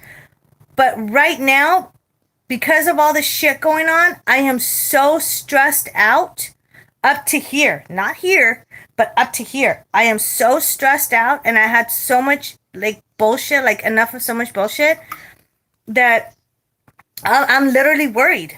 You know what I'm saying? How the fuck am I going to come up with $6,000-$7,000 to move? To be able to, that money is just going straight to a new place. I don't get to see that money at all. So, for example, if I rent a place, which is as much as a mortgage, I don't understand why rent is so high right now. I don't get it. But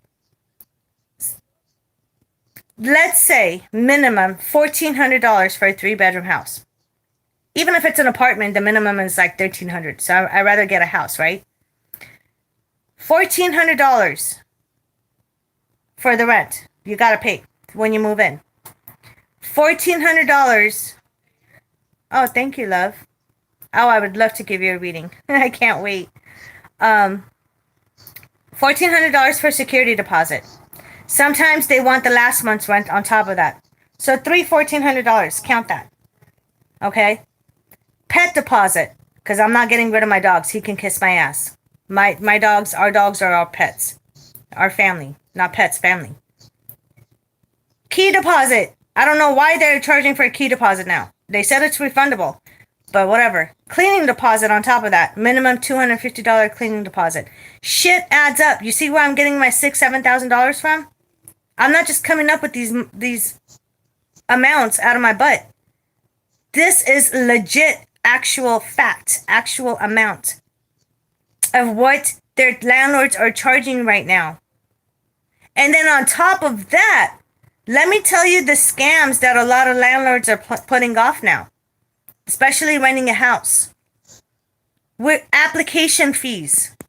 Let me tell you this. I need to find a place. If you guys know somebody that's renting a house, you guys already know I pay my rent, okay? I have no problem paying my fucking rent. No matter what. If I have to sell my no, I'm not doing that. But I pay my rent. I make sure I pay my rent every month, no matter what.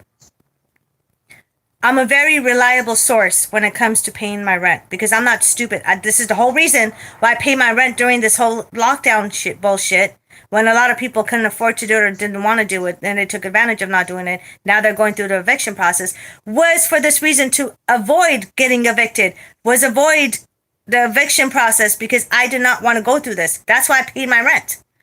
I could have saved all that money. The last 8-9 months, I could have saved that money and moved out by now.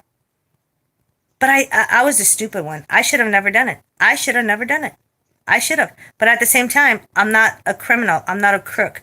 I don't play games. And I'm not saying those who can't afford their rent right now are criminals. No. That's not what I'm saying. Back up. I'm saying the ones that have the money, but yet they have taken advantage of not paying. There's a difference. But I still paid. And it sucks. I don't have it in me to rip people off. And I think that's why I'm getting fucked over right now. Without a lube. Okay? I'm getting fucked over without a lube. At least lube the shit. Hypothetically, you know what I'm saying? Not literally. But I pay my fucking rent. And so if you guys know of anybody that's renting, I don't give a fuck. Like, I would be so happy to get out of Vegas. I don't care where I go. Just get me the fuck. Even Vegas right now, temporarily, I'll stay. But anywhere. I don't care where. We'll travel. I'll travel for 3 days if I have to. I will drive my family there. So if you guys know of somebody that has a house, minimum 3 bedrooms, that doesn't cost an arm and a leg, maybe $1,300-$1,400 a month, the most to stretch it out, please let me know. Please let me know. If it's cheaper than that, fucking Hail Mary. Way better, better for us. It'll help us out a lot. But, just let me know. Or even if you guys have a property, you know what I'm saying? And it's not going to be permanent, of course. It's going to be temporary to get back on my feet. Maybe a year or so. And then I'm buying my own house. God as my witness, I'm going to buy my own house. I think the wine's getting no, it's not the wine. I don't know. I'm just trying to lighten up the mood and the situation. But yeah, I need a house, you guys. And then this is where I was going at with the application fee real quick. I got sidetracked really easy. Everywhere I'm looking at right now, they're accepting application fees. And what application fees mean to some who don't know is you fill out an application, put in your whole life, your social security number. Now, would you guys do this? Let me know if you guys would do this. Multiple different places, okay? Multiple different houses. Your social security number, your date of birth, your family's information of how many people and the names of your adults and kids and all the shit, okay? Your income, your job, all this stuff you fill out. And then they charge you $40. $40 per application fee. $40 per application fee. And they collect applications from minimum. Oh my God, thank you, love. You didn't have to do that. You're so sweet. Thank you. I appreciate it, Yana. I hope I'm saying your name right. I'm like so horrible with names. Forgive me, please. But you're so sweet. Thank you. I appreciate it. So imagine that landlord collecting $40 per application fee from 20 different people that are interested in that property to rent. And then they only pick one person. And it's a non-refundable $40. Non-refundable. You pay that $40, you never see it again. Because they run your credit. That's another thing. They run your credit. Why would you need to do a credit check on a renter when they're not buying the house, they're just renting it? And if they suck at, being bad, and they're bad tenants and they suck at paying the rent on time every month, then you can kick them out. My issue is paying $40 to 30 different houses, hoping and praying to God that one of them will accept you while you're out of all that money that you paid for the application fees. And now your credit, congratulations, is down to shit thanks to the landlords that keep running your credit, which is the same thing as running. Oh, yay, cool, thank you. Which is the same shit as running your credit when you're going to buy a house. That's why I need to find a place that doesn't do a credit check, which is so hard to find these days right now. And that's another thing. Like, I'm on a time limit with money and to find a house. And then on top of that, they run your credit, you're shit out of money. And fuck if I know if I'm going to end up running into another scumlord again. Like, it's scary out there.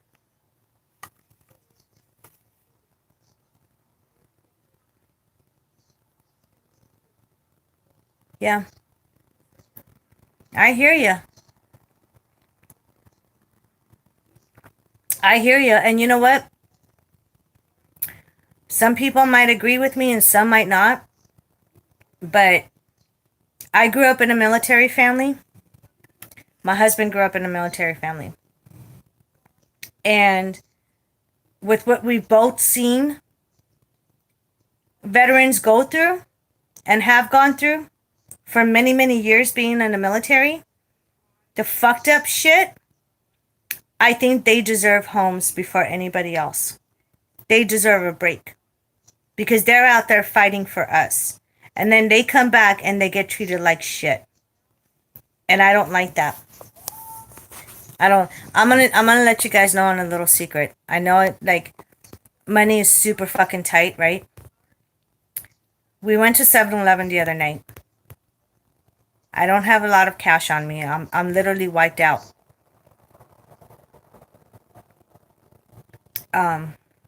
We went to 7-Eleven.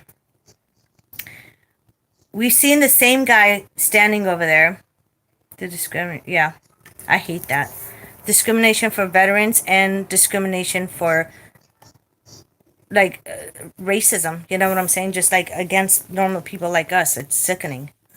I hate racism more than anything. But, so we've seen the same guy, like, over and over again. And, he has a sign that says he's a veteran and this and that. And, unfortunately, some people will make bullshit signs like that, claiming that they're veterans just so they could take our money. But this poor guy, like, he was injured. He's disabled. He was actually limping when he was walking. And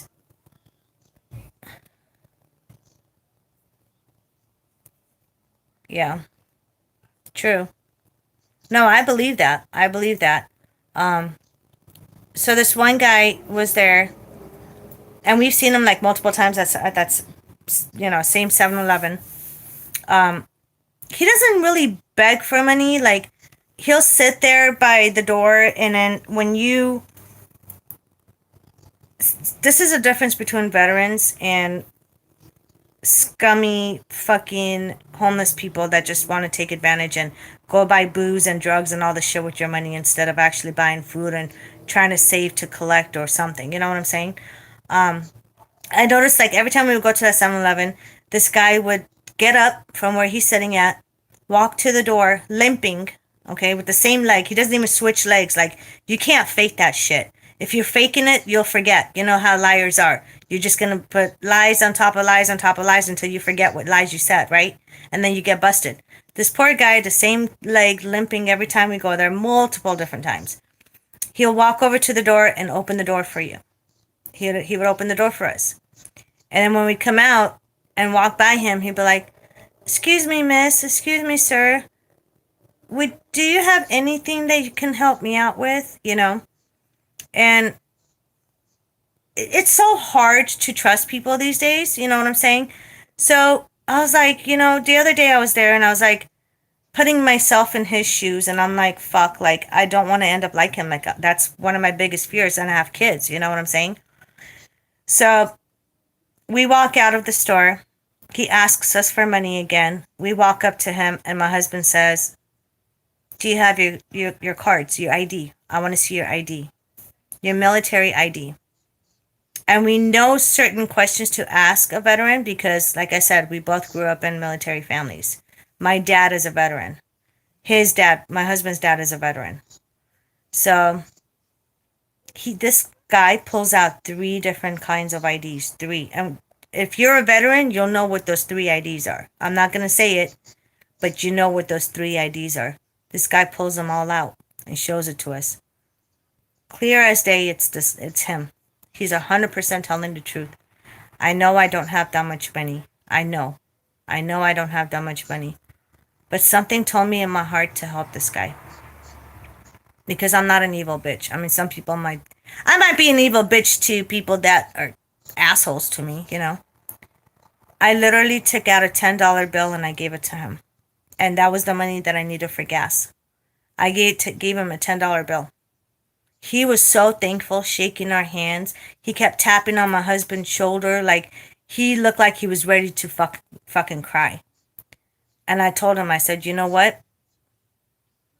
Thank you. I appreciate it. Absolutely.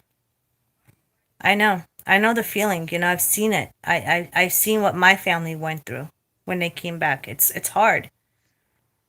I told the guy, I said, normally, like, when I give money to somebody that's in need, especially homeless, I said, I always tell them, don't go buy drinks and don't go, like, alcohol, and don't go buy drugs. Go get food. Go get food with it.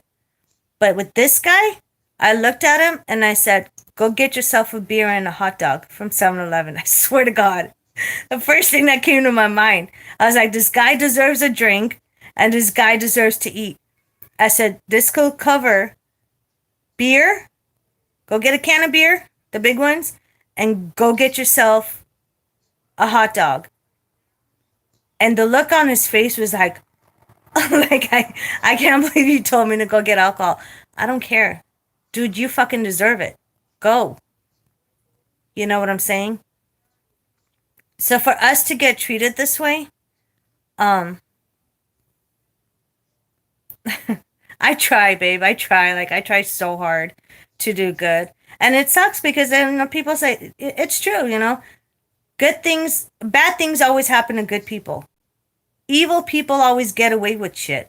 Look at the bitches that stole my wallet. Look at the bitches what the fuck did you need my wallet for, man?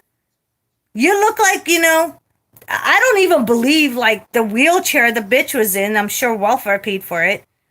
I don't believe that she can't fucking get a job behind a desk, like a desk job or something, Or if you can't work and you're on welfare or social security or whatever the fuck you are, well, wouldn't you be scared? I try, honey. Thank you. Wouldn't you be scared that karma would bite you in the ass even more so and bury you completely? I mean, you're already buried being on the streets or whatever, in a wheelchair and all this shit. And I understand that. And I feel sorry for her for being in a wheelchair. But I don't feel too sorry for her jacking my fucking wallet. That's my property. Who the fuck gave her the right to touch my property? That's what I want to know. Who the fuck gives these criminals, these thugs, these fucking wannabe G's and all this stuff? Fuck you! To me, they're nothing but clowns on the streets. Nothing but clowns on the streets. The only people they impress are the people of their kind. That's it.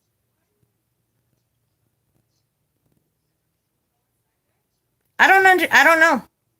I mean, there's a lot of things I know. There's a lot of things I can predict. And that's why I have a lot of clients from around the world coming to me. Unfortunately, except the last couple of months because everybody's broke. But the one thing I don't have an answer for is why bad things happen to good people.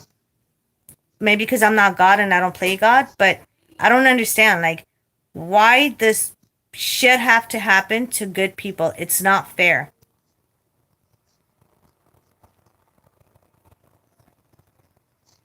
The cashier was in on it. Yeah, I think so. Well, technically, I don't think so like that. What I'm thinking is because I got into it with her and I put her in her place when she was ringing me up at that time, she got her butt feelings hurt. So it's maybe like revenge and payback. She saw, clearly was looking at you guys saw the video, clearly was looking at the direction of the woman that was taking my wallet. I can't even say woman.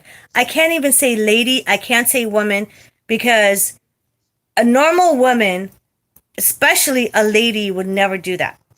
So to me, I call them peasants. Lowlifes like that, to me, they're peasants. Okay? Peasants. And yes, I do use that word a lot. Maybe you guys didn't know that. Oops. But they are. To me, they're peasants. So her facing the peasant, and she's a peasant herself for allowing to happen. She saw exactly what happened. Coward, peasant. I like peasant because it's a coward, bitch, cunt, whore, you name it, everything all to, built together and put together. For her to look at that bitch and watch her take my wallet and tuck it under her arm and not say anything, it's more like trying to get revenge at me. Let me tell you guys something. When the cop was there, finally, I had to drag them in after telling him that I'm gonna something's gonna happen to this bitch if I get her first before you do. I mean, I'm not really gonna do that, you know what I'm saying? But I had to say something to get their attention because every time I called 911 3 different times, the dispatcher didn't take me serious. She told me that it wasn't a matter of life and death, and for me to go down to the police department to make a report the following morning, I was not gonna wait. You know me, I was not gonna wait. That was my personal property that was stolen. That was my life that was stolen. And I'm not exaggerating. I'm not bullshitting. I'm not being sarcastic. It was literally my life that was stolen. My money, my accounts, everything. They fucking wiped me dry. It was stolen from me. It was stolen. And I had to flag a cop down. And I had to, how do I say this? I had to be like sarcastic and over dramatic to get their attention. That's the word, over dramatic, to get their attention. When I said, I'm going to fucking do something to this bitch if I get to her before you guys do. And then the cops were like, whoa, did she just really say that to us? Fuck yeah, I did. Now that I got your attention, get your asses to Walgreens and look at the video. I mean, technically, if I was really going to do something to her, you guys, physically, not spiritually, okay? That's a whole different ballgame. I'm not even going to get into that, okay? Spiritually, they're being taken care of. But physically, if I was going to do something, I'm not stupid to call the cops and make a report and have it on record, okay? I'd rather have them get arrested and get locked up and rot in prison. I want them to rot in prison. I want everything to be stripped away from them, including their clothes. And that fancy little fucking electronic wheelchair that Kurt was riding in, bet your ass they're gonna take that away from her. She'll be walking on crutches, okay? Or she'll be fucking crawling on her knees like a dog in prison. But they're not gonna let her have that fucking fancy ass little fucking wheelchair that welfare paid for. And I want that to happen. They deserve to suffer.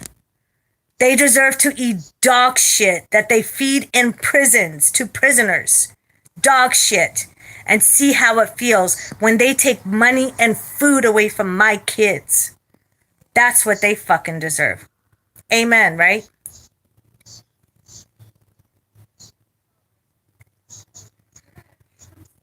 Mm-hmm. No, they don't want to do all that paperwork.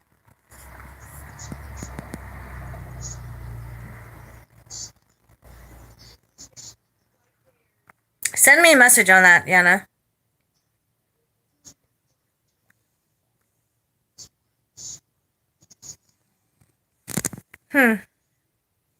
My brain is so mushed right now. A man. Where was the man at? I've been stalked so many times, it's not even funny. But then we have our ways to put a stop to the stalkers. And they never come back again. I remember, you guys, was it last year? Last year. Oh my God. So, I had to, I called my best friend and I was like freaking out over the phone. So this woman, you guys, check this out. Last year, speaking of stalkers, this woman came outside of my building and in front of my bedroom window. And like I have cameras right there too, outside, everywhere. Like this whole place around the building and inside my home is surrounded by cameras. And it's constantly being monitored and recorded. Oh my God, I just sound like a customer service bitch. Monitored and recorded, but it is. This woman came, I don't know, I don't know what her deal was, but she came for like a week straight, a week every night. I thought it was a coincidence at first. And then afterwards, I waited to see what was going to happen. Here, this is another great example about dispatchers and cops, okay? Even dispatchers are fucking racist, and I'll tell you how. So this woman came, and almost a week straight, I have recorded footage of her standing in front of my bedroom window and just staring into my bedroom. Of course, you can't see anything because I have black curtains and blinds and stuff. But she was like staring at my window. No moving, nothing. She was wearing all black. Black pants, black hoodie. Her face was covered. And she would just stand there and stare and stare and stare. For like 30 minutes to an hour at a time. And then she would disappear. Every night around the same time she came by and she would just stare at my window. And then one day she came and she went over to my kid's window. And there's cameras there too. She started picking up rocks from the ground and started chugging rocks, throwing rocks at my kid's window. And my kids got so scared they ran in my room and they said, "Mom, someone is throwing something at my kid's window."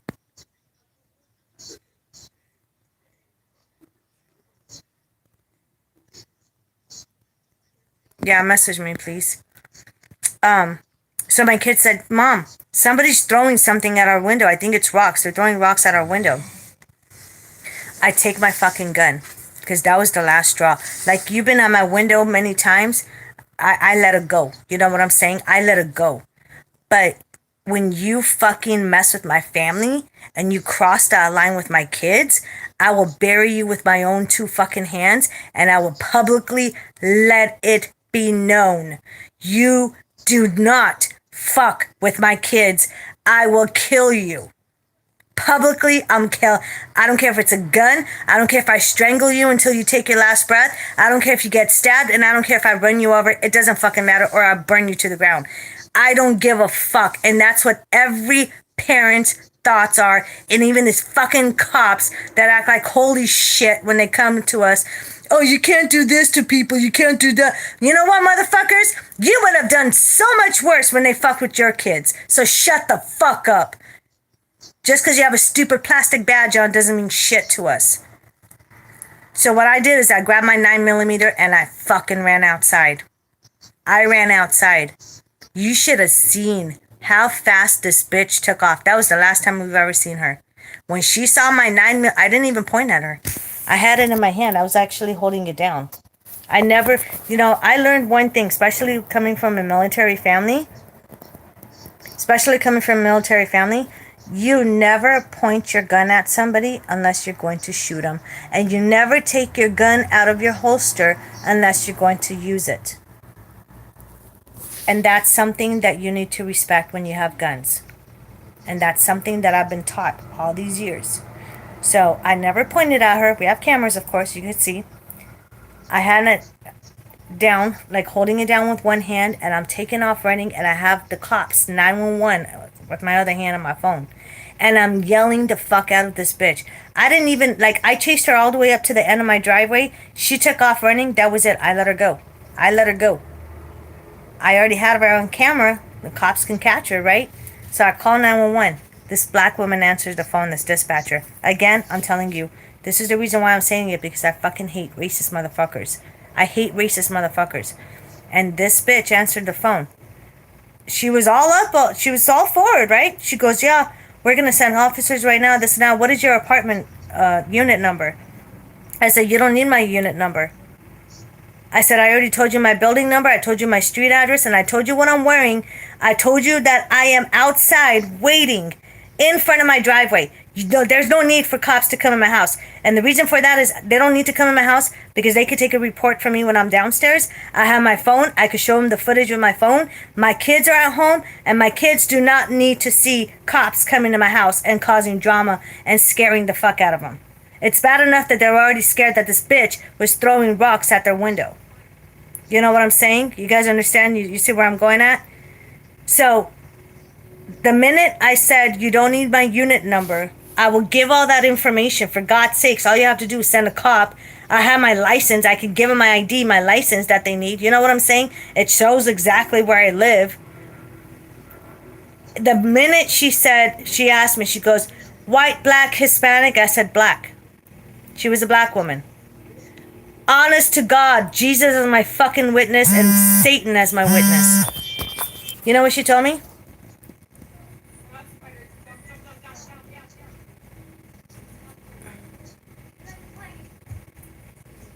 Yeah. Well, sometimes at times I feel like I'm losing faith too. But she goes like this. As soon as I say she's a black woman, she's wearing all black and all the shit. She goes, well, ma'am, unless you give me your full address and your unit number, I'm not sending you anybody. 2 seconds ago, you were just telling me that cops are coming. They're on their way. You're going to send them. Now, all of a sudden, and I called her out on it. I go, listen, you fucking racist bitch. You work for us. You work for us. We pay tax dollars to pay your fucking wages when you fucking work. So what you're going to do is you're going to send a fucking cop here before somebody gets hurt. And she goes, okay, well, I don't care. Do what you got to do. I said, blood will be on your fucking hands. Of course not. I wasn't going to do anything to her, but she already took off. And if I was, again, I wouldn't call the cops. I'm not like that. But scaring people like that is kind of cool. You know what I'm saying? Because now she never returned again. But that's the difference. This is the racism.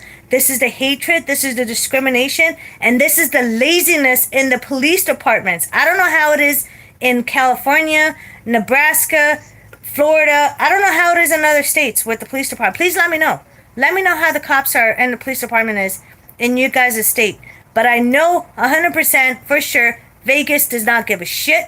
They're discriminating. Even when I said that bitch is about to break my fucking kid's window with throwing rocks, she didn't give a fuck. All she cared about is what unit I lived in, which was none of her goddamn business, because I was standing outside on the street, on the curb, in front of my building. I even told her the description. At that time, I had brown hair, right? My natural brown hair. Brown hair, I told her. Fucking brown eyes. Wearing this color shirt. Those color pants. And I was wearing my fucking slippers. I didn't have time to put shoes on. My slippers was in front of my door. Threw it on and ran outside after her. Same thing in Kelly. Unfortunately, right? But nobody's talking about it. Why? Why are people scared to talk about it? This is something else. This is another awareness that we need to bring out. If we start bringing out awarenesses of things that are bullying U.S. tax-paying citizens, then maybe the laws would change. Maybe things will be a lot different. Don't you guys think? Isn't it time that enough is enough? Isn't it time that we stop getting bullied by authority? Let me tell you how scared I am by these fucking pigs. Let me tell you how scared I am. When those cops went to Walgreens, guess what? I didn't wear a mask. I didn't wear a mask. I don't wear a mask.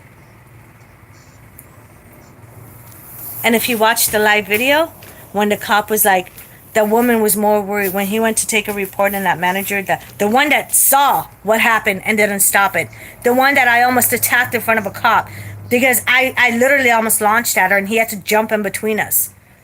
I pointed my finger and started fucking walking really fast towards her. And I said, you fucking saw her taking my shit, bitch. Why are you fucking playing stupid and why didn't you stop her? And all of a sudden the cop jumped right in between us and he pushes me back, tried to push me back. I told him, you put my fucking hands on me, I'm going to drop you.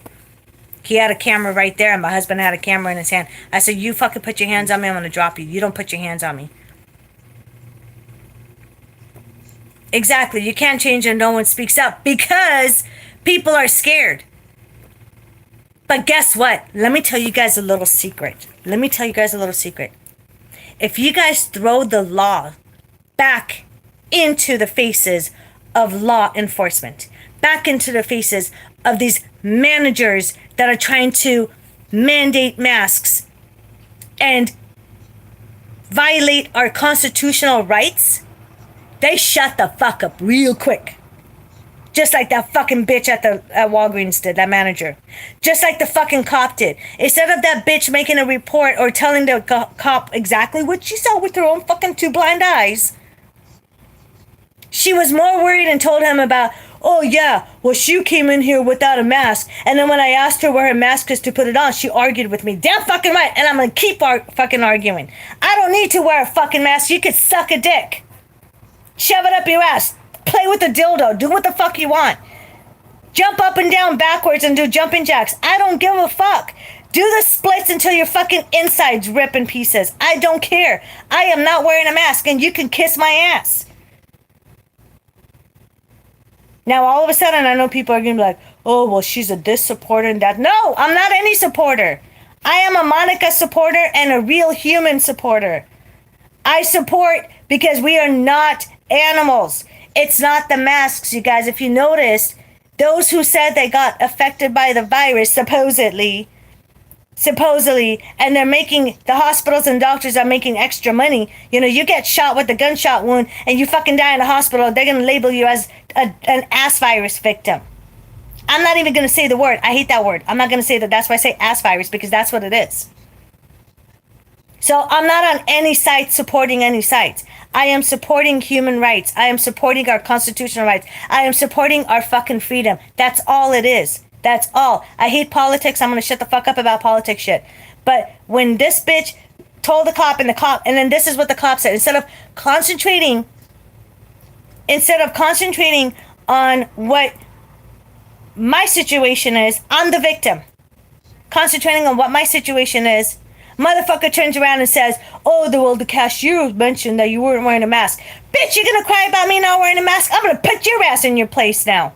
So I did. I schooled him on it. Watch the video, you guys. Go back and watch the live video I posted a couple days ago with the cop. The thumbnail is me and the cop, and I'm just like looking straight ahead like I'm about to turn around and literally fucking punch him right in his fucking face. I was so heated up. Of course, I'm not gonna do that because I'm not stupid like him. And I'm not going to lower myself down to his level. But, you know, sometimes we have those thoughts about doing something that you're not supposed to because we're dealing with a fucking moron.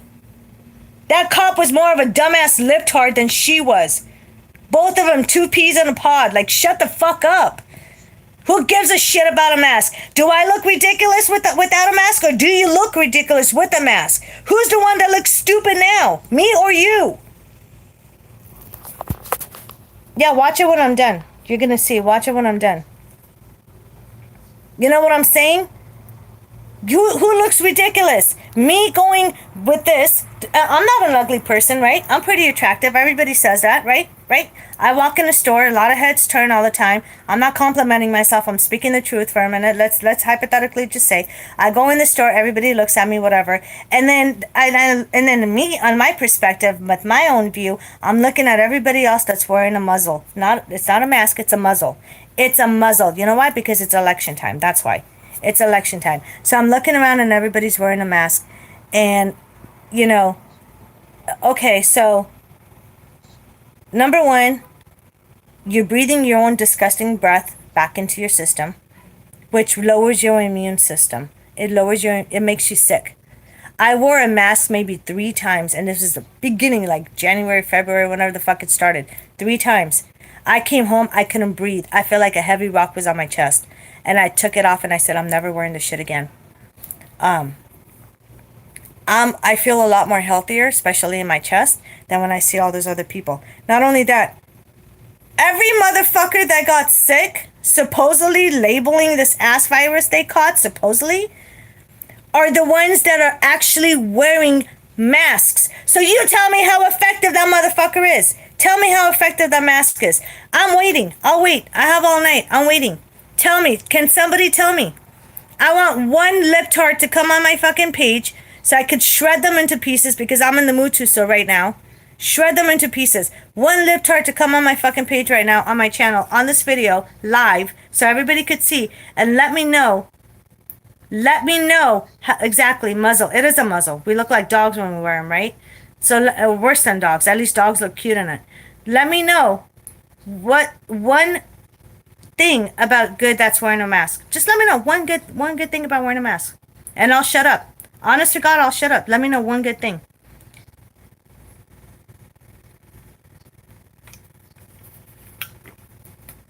Like I said, I can wait. I'll have all night. Exactly. Nobody.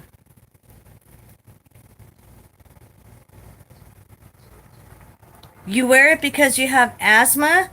That's exactly the reason why you should not wear it. Because you have... I have asthma too. And if I fucking wear it, I'd be dead by now.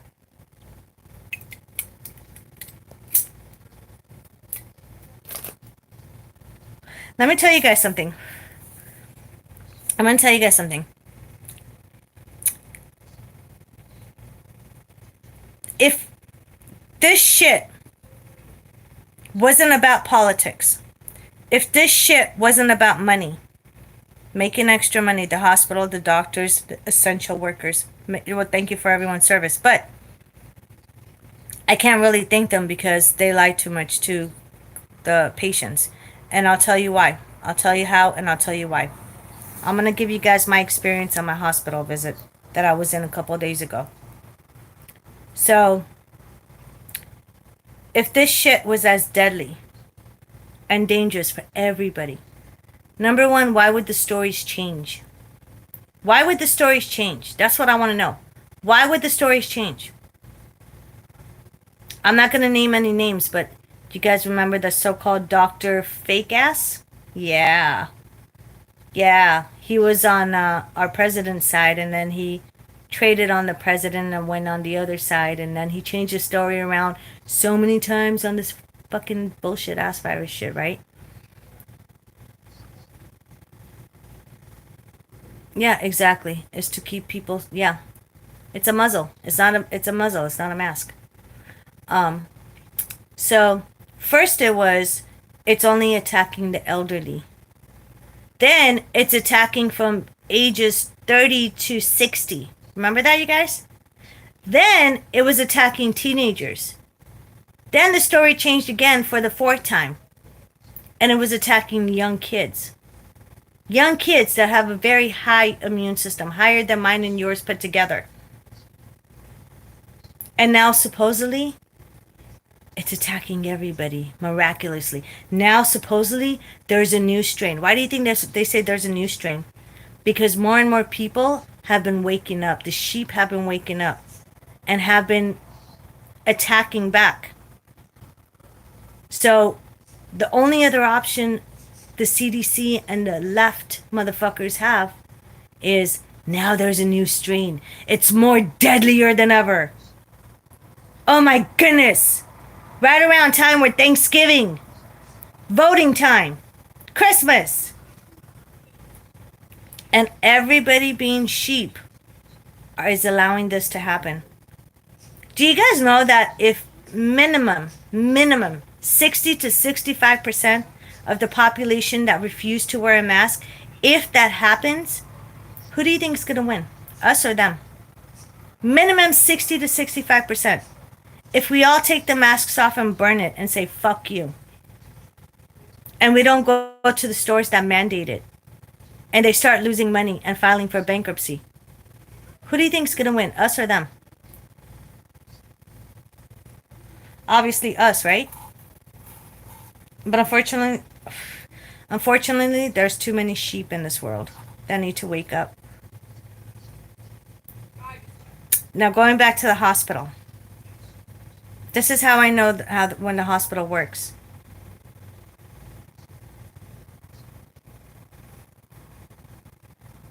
Oh, God. Yeah.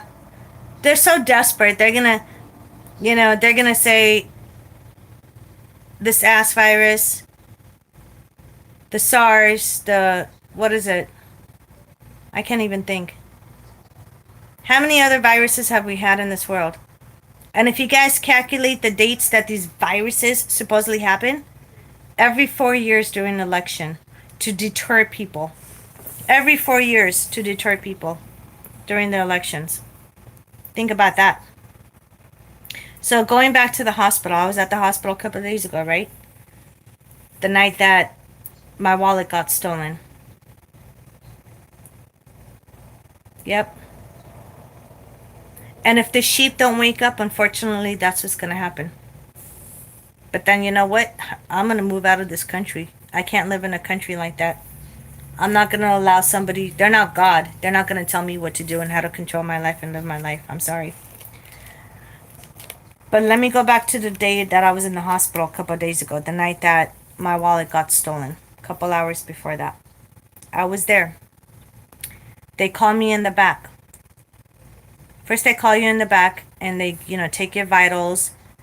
The person sitting there asks what happened. But it's the same person that I've seen since last year when I had my pneumonia when I went there, okay? So she's wearing 2 sets of masks. Not 1, but 2. And I'm thinking to myself, how the fuck are you breathing? She must be some kind of a reptile or something. She's breathing out of her ass or something. How the fuck are you breathing with 2 masks on? You know what I mean? And, so she's asking me all these questions. And then, so she's like, oh, so how was your Christmas? And I said, oh, same as everyone else's. We didn't do much. How was your Christmas? Oh, I just came back to work, she tells me. I said, you just came, did you go on a trip or vacation or, somewhere out for Christmas? Oh, no, I was out. She told me I was out of work for about a month because I had the ass virus. No, she didn't say ass virus. I'm saying ass virus, but you guys know what it is. I said, a month? First of all, I heard it only lasts 2 weeks, like 14 days, supposedly 14 days, right? I said, so you were gone for a month? Over exaggerating much? She says, she's like, yeah, I was out of work for a month. She goes, oh my gosh. Now this is the over the top exaggerating. It was so bad. I couldn't breathe. It was the worst feeling in the world. Blah, blah, blah, blah, blah. Like, I almost told her, do you need a tissue for your fake tears? Shut the fuck up. I mean, I have remorse to those who are real. Maybe because I'm so real. You know what I'm saying? I hate fake people. But she was like, yeah. Oh my God, Monica, I thought I was going to die. Now, let me remind you, I've known this woman since last year when I went to the hospital when I had pneumonia. Oh my God, Monica, I thought I was going to die. Oh my God, blah, blah, blah. Okay. So after she got done asking me all those questions, right? I had to go back out in the lobby, sit down, wait for my name to be called so I could get a blood test.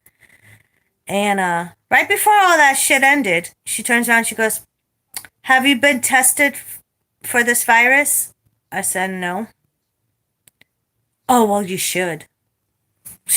Excuse you? I should? Absolutely not. I said, I feel fine. I said, I'm not here for an ass virus test. I'm here for my side, okay? Complete opposite diagnosis. Complete opposite shit that I came here for. My side hurts. My lower side. Not even my upper ribs, okay? I don't have pneumonia, thank God. My lower right side hurts. I said, I think it's my appendix, but I'm not sure. And I need to get it checked out. She goes, well, I think you should you need to take the test. I'm recommending you. You know what? I'm going to order the test right now. Whoa! I had to yell at her. I did. I was like, whoa. I go, you need to shut the fuck up and stop your bullshit. I said, I'm here for something completely different. Yeah, right. Well, I should have made her run like Forrest Gump.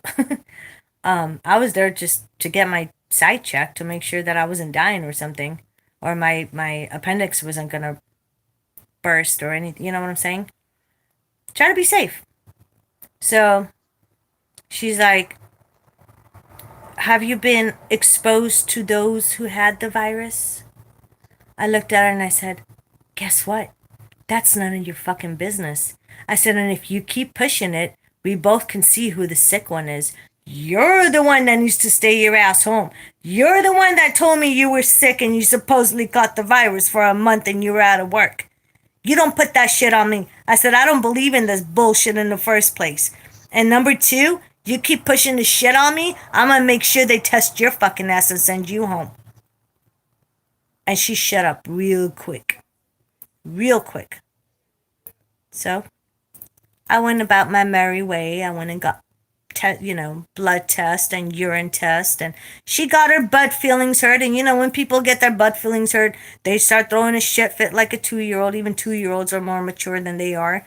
Start throwing papers around and slamming the pen on the table. And I started laughing and I looked at her and I said, let me tell you something. My 9-year-old son acts more mature than you do right now. Oh, if fire can come out of her fucking ears. I was pissed. You guys know me. I just, I have a big mouth. I don't hold anything back. There's no filter on my mouth. I'm going to tell you exactly what I see. I'm a very straightforward person. And if people get their butt feelings hurt with it, then sayonara, good luck to you. You know what I mean? And that's basically what happened. I was just really ticked off. I was really pissed off. And, but I didn't let her get to me. I finished with her shit. She never bothered me after that. And I just did what I had to do. But then, the funny thing is, when I went in the back, okay. Oh, that's another thing. I went in the back and the nurse goes, do you mind if you wait in the lobby for your test results to come through? And I said, why? Oh, we have so many sick patients. This is another thing. Listen to this shit. This is what they're putting all over media. Okay, all over the news, the fake news. She said, there's so many sick people that have the virus right now. And you don't seem to be sick like that. You're here for something else. So in order to keep you safe, we're going to keep you outside in the lobby. Outside the lobby, nothing but, again, I have nothing, against homeless people. Nothing but homeless people in the lobby. God as my fucking witness, homeless people in the lobby. I went inside in the back. And of course, we had to go through the back all the way around and then go inside these double doors and then walk down this hallway and then walk down another double doors in order to get the CAT scan, right?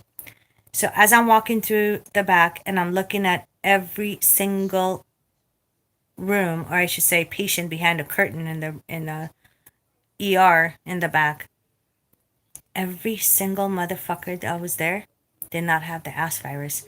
They were all homeless people that made up excuses to seek shelter, to be in a warm bed even for one night because it's so cold outside right now, you guys.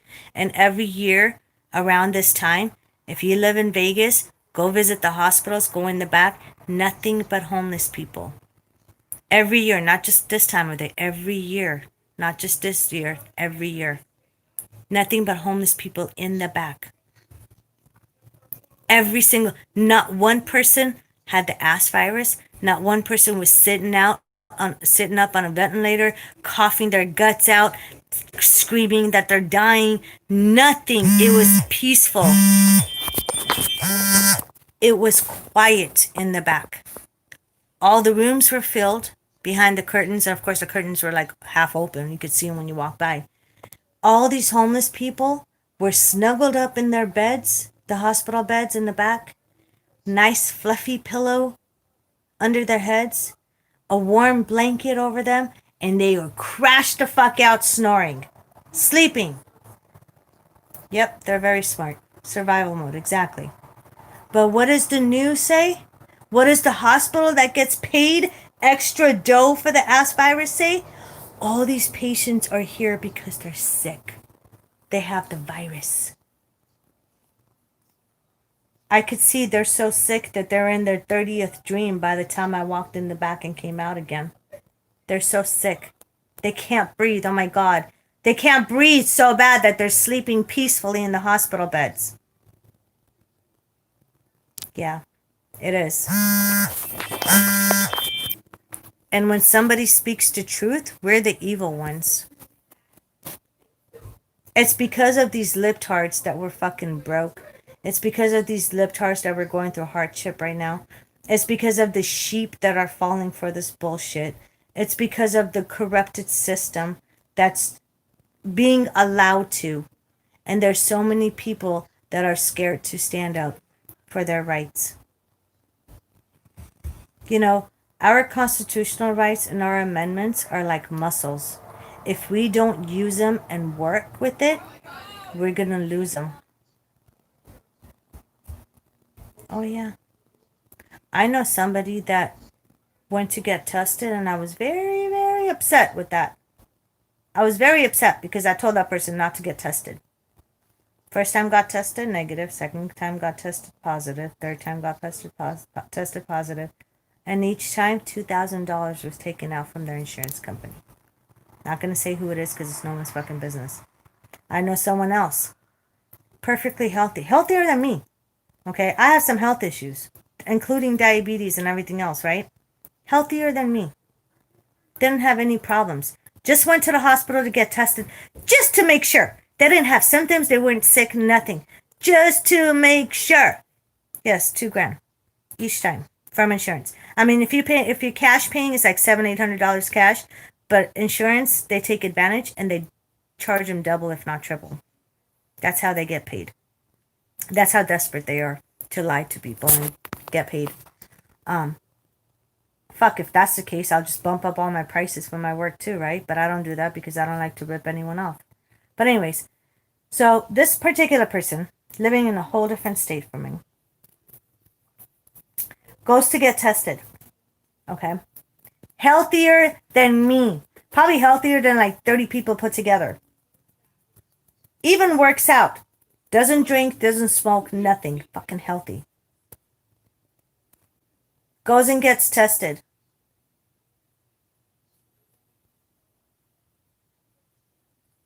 Everything, yeah. Everything is a hoax. I could see things. Like I said, I could see things. I just don't want to talk about it too much, but there's a lot of things I could see. I could read right through what's going on, just like I could read right through a person. But anyways, this person that goes to get tested comes back and says, oh, I tested positive.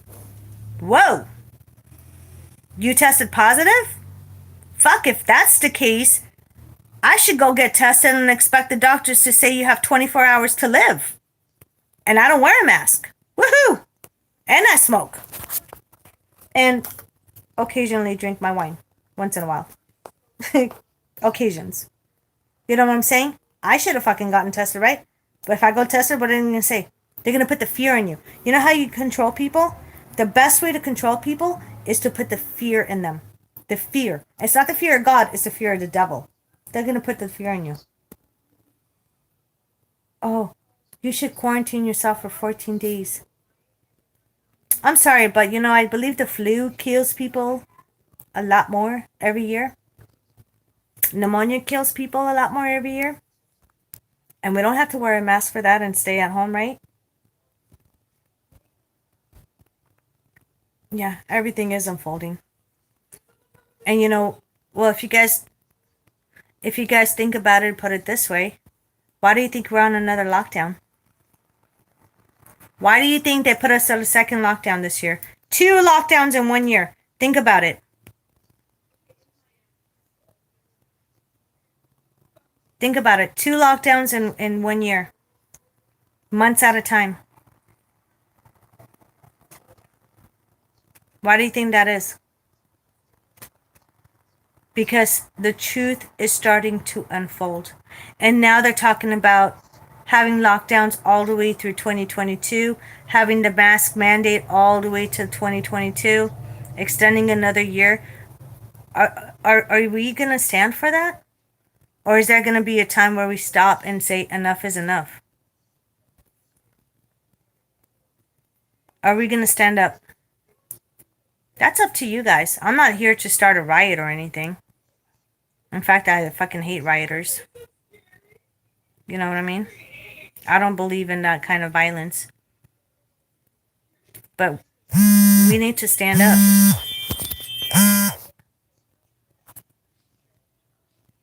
We need to stand up. But anyways, I'm done talking about it. Like, I've said enough as it is. You know, if everybody worried about themselves, and not stuck their nose into other people's business where it doesn't belong, then the world will be in a better place. It will be less chaotic, and people would be able to think clearly for themselves instead of worried about others and what other people are doing. I don't care what anyone does, to be honest.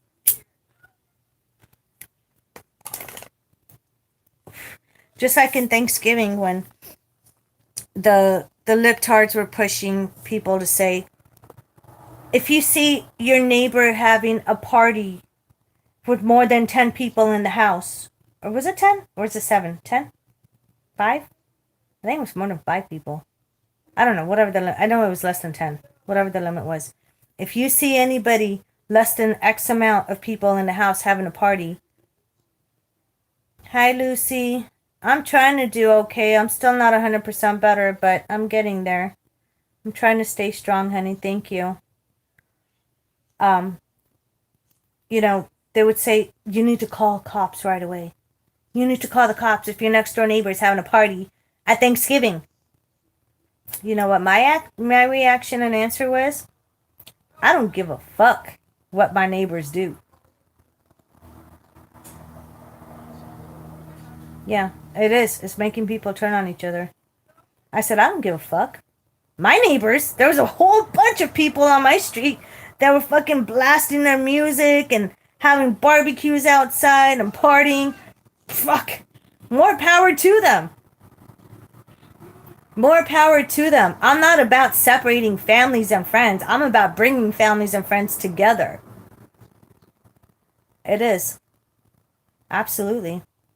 I'm about putting families together, bringing friends closer. You know what I'm saying?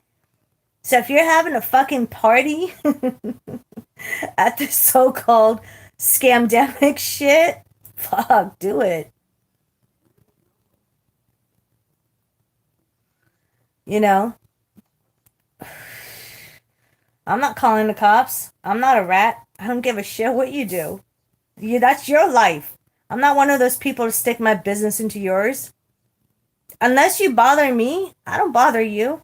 Unless you come to me, I don't come to you. I don't care. I was actually happy. I even told my husband. I was driving around, like, you know, I had to go somewhere. And I said, and I looked at him and I was like, hell yeah. Happy Thanksgiving, you guys. Enjoy your fucking party. Didn't bother me much. It made me happy because these people weren't sheep. They were awake. That's how I think. That's the reality. And I think that people should start spreading the word around. Exactly. First thing is to take the military down. Do you guys remember 5 years ago, before this presidency? Not going to say any names. Do you guys remember 5 years ago, even 6, when it was announced that they were going to take the Bible out of the military? Think about that. I'm not going to go into details, but you guys are all smart enough to know what I'm talking about. the Bible, taken out of the military. The churches right now, the Christian and Catholic churches right now, not the satanic churches, they're still open. You guys go to a satanic church, they open the doors for you. All the other churches are closed right now. Think about what I'm saying.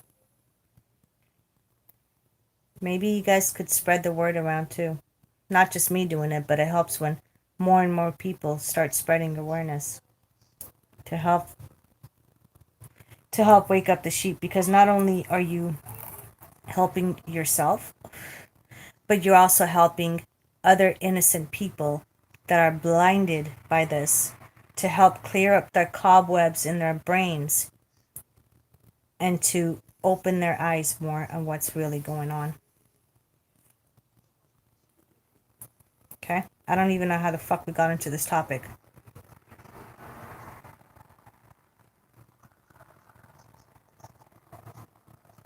Wow. See, that's sad. That's sad.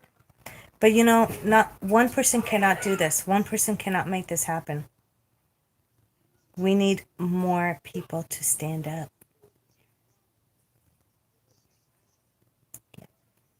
Anyways, I love you guys. I'm sorry for taking up your time with this bullshit. I don't even know how we even got to this topic. I don't even know.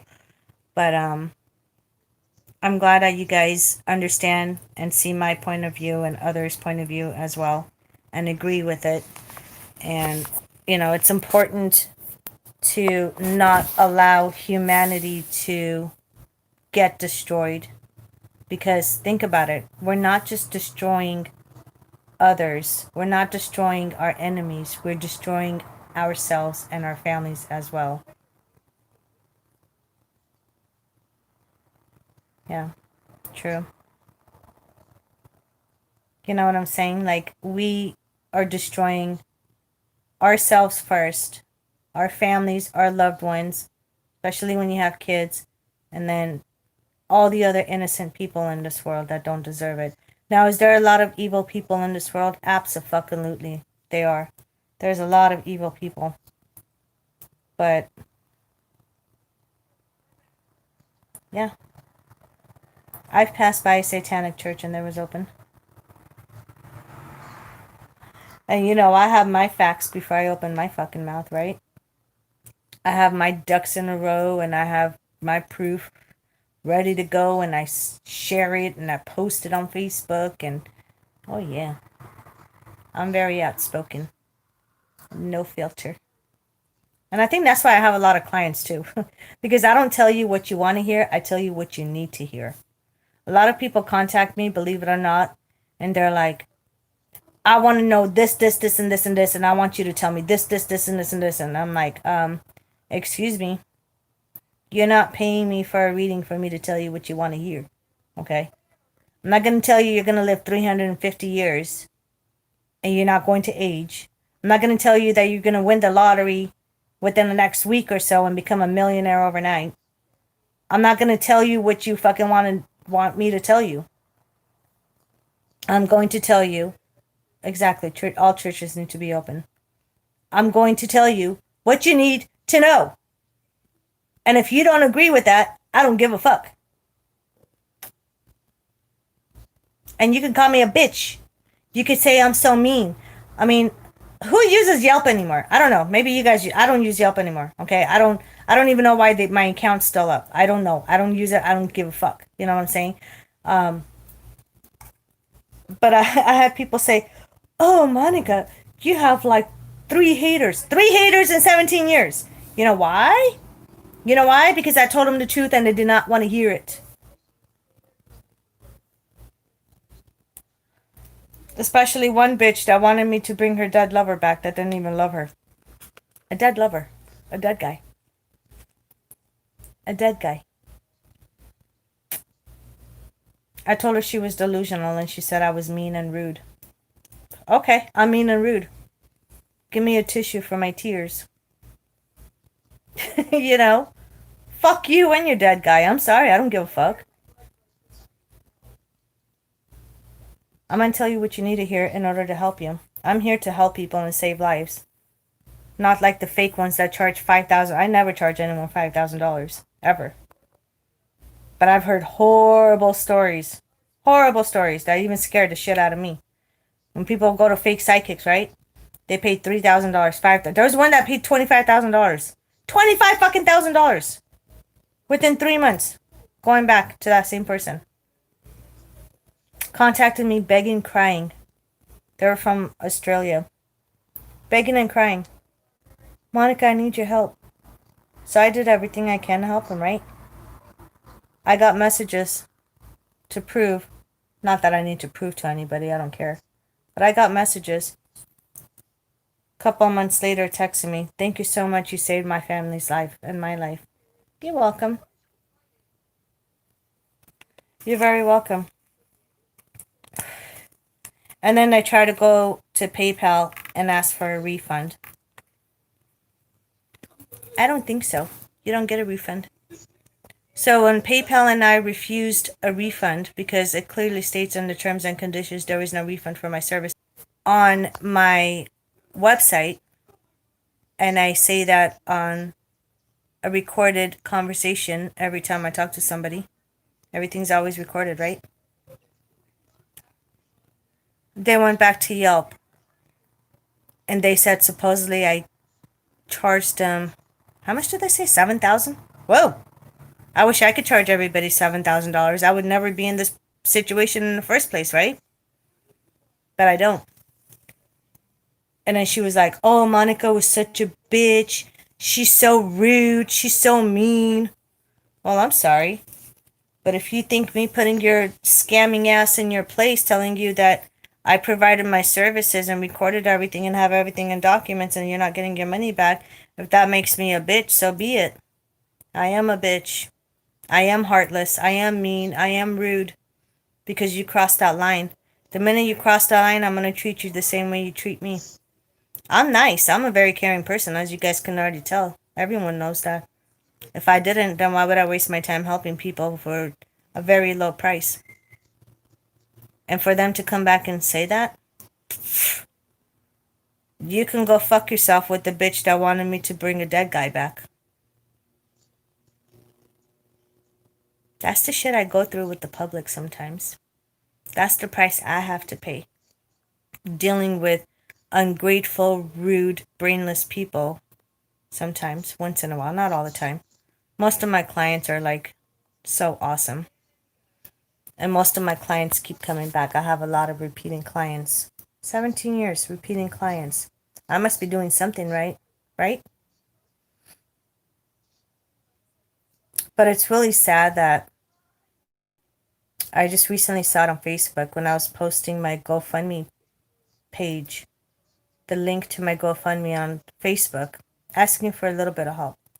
I'm not asking for somebody to donate, one person to donate $7,000, $8,000 at once that I need. You know what I'm saying? Even $20 or $50 or even $5 per person, whatever the case is, you know, it adds up. It helps, right? 3 donations. 3. Only 3. You guys could see my GoFundMe.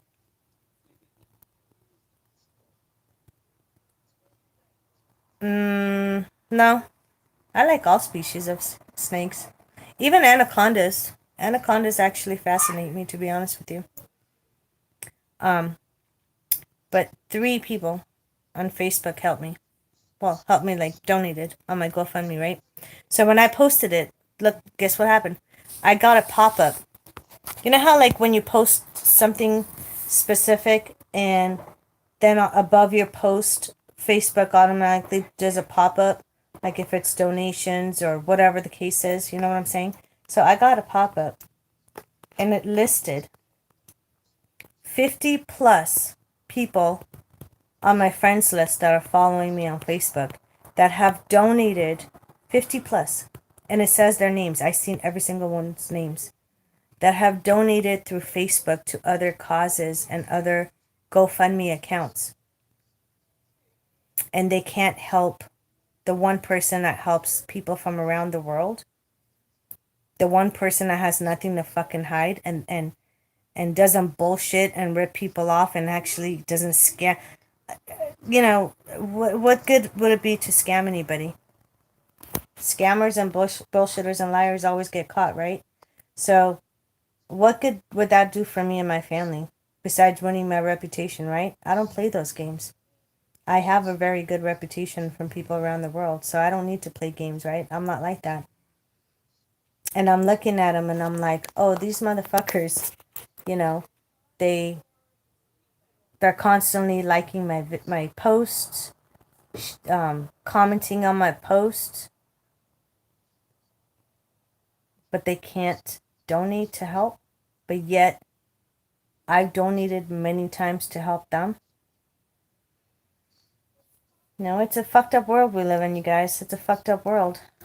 You know, situations like this makes you open your eyes to the reality of how a lot of people are, unfortunately, these days. Not all, but there's a lot of bad people, evil, users, backstabbers. That's the world we live in today. Sad, right? I miss the 80s and the 90s. Those were good years. But anyways, holy fuck, I've been on here for almost 3 hours. I had so much fun with you guys. Thank you for spending your New Year's night with me. And I gotta put my kids to bed. I don't know if you guys can hear them in the background off and on. They're playing around. I let them stay up a little bit late because it's New Year's. Normally they're in bed like hours before this. But because it's New Year's and all the hell and shit that we've gone through as a family together, they asked if they could stay up a little bit later so they can enjoy their New Year's and watch the fireworks and have fun and play. And it's exactly what I did. You know what I mean? My kids deserve a break to not think about anything but having fun. And you know how we were when we were their age back in the day, you know? Can we stay up till 11 and 12 o'clock? No, 9 o'clock is your bedtime. You guys remember that, right? Strict parents. I'm not like that. Like when it's bedtime, especially school nights, they're in bed on time. But on weekends, sometimes I let them stay up a little bit, not this late. This is the latest I've ever allowed my kids to stay up. It's past 3 o'clock right now. But you know what? It's worth it. My kids deserve it. They just needed a night off. I know they're going to sleep in tomorrow, which is perfectly fine. They don't have school. And I just want them to, you know, enjoy life and let me take all the burden and let me worry about everything that's going on. They don't need to do that. They just need to be kids and enjoy life. And I will do what I have to do for them. But anyways, like I said, I'm going to put my PayPal and I'm going to put my GoFundMe on this. It's going to take a couple hours for it to completely upload on my end before I'm able to edit or put in the edits as far as like putting in the description of the links for donations. If you guys want to help out, I appreciate that. My family appreciates that. Everybody's love and support, even just clicking like and sharing my videos and viewing them and commenting. I mean, that makes me feel a lot better about everything else that's going on because I can feel you guys' energy and your support. And that's what my family and I need right now more than anything. Not counting the financial part, but you know what I'm saying. Emotional support is so much, and we do appreciate that. I love you guys. I gotta get going. I gotta put my babies to bed. I'm kind of burned out. I'm brain dead right now too. I talk too much. I'm just exhausted. I'm gonna go to bed as well, and I will see you guys next time. I'm gonna continue posting videos. That's not going to stop me from posting my videos and keeping you guys updated of what's going on. I'm going to be doing more spiritual videos, not at this moment. Give me about a couple of weeks. Let me get this legal shit out of the way. Let me get my driver's license back and my accounts and my debit cards and all this all this stuff back and find a house, hopefully. And then once we're done with all that shit, and within a couple of weeks, I'll start putting up more spiritual videos for you guys. In the meantime, hang in there. Thank you guys for your love and support. I love you guys, and I'll see you next time. Happy New Year, everybody.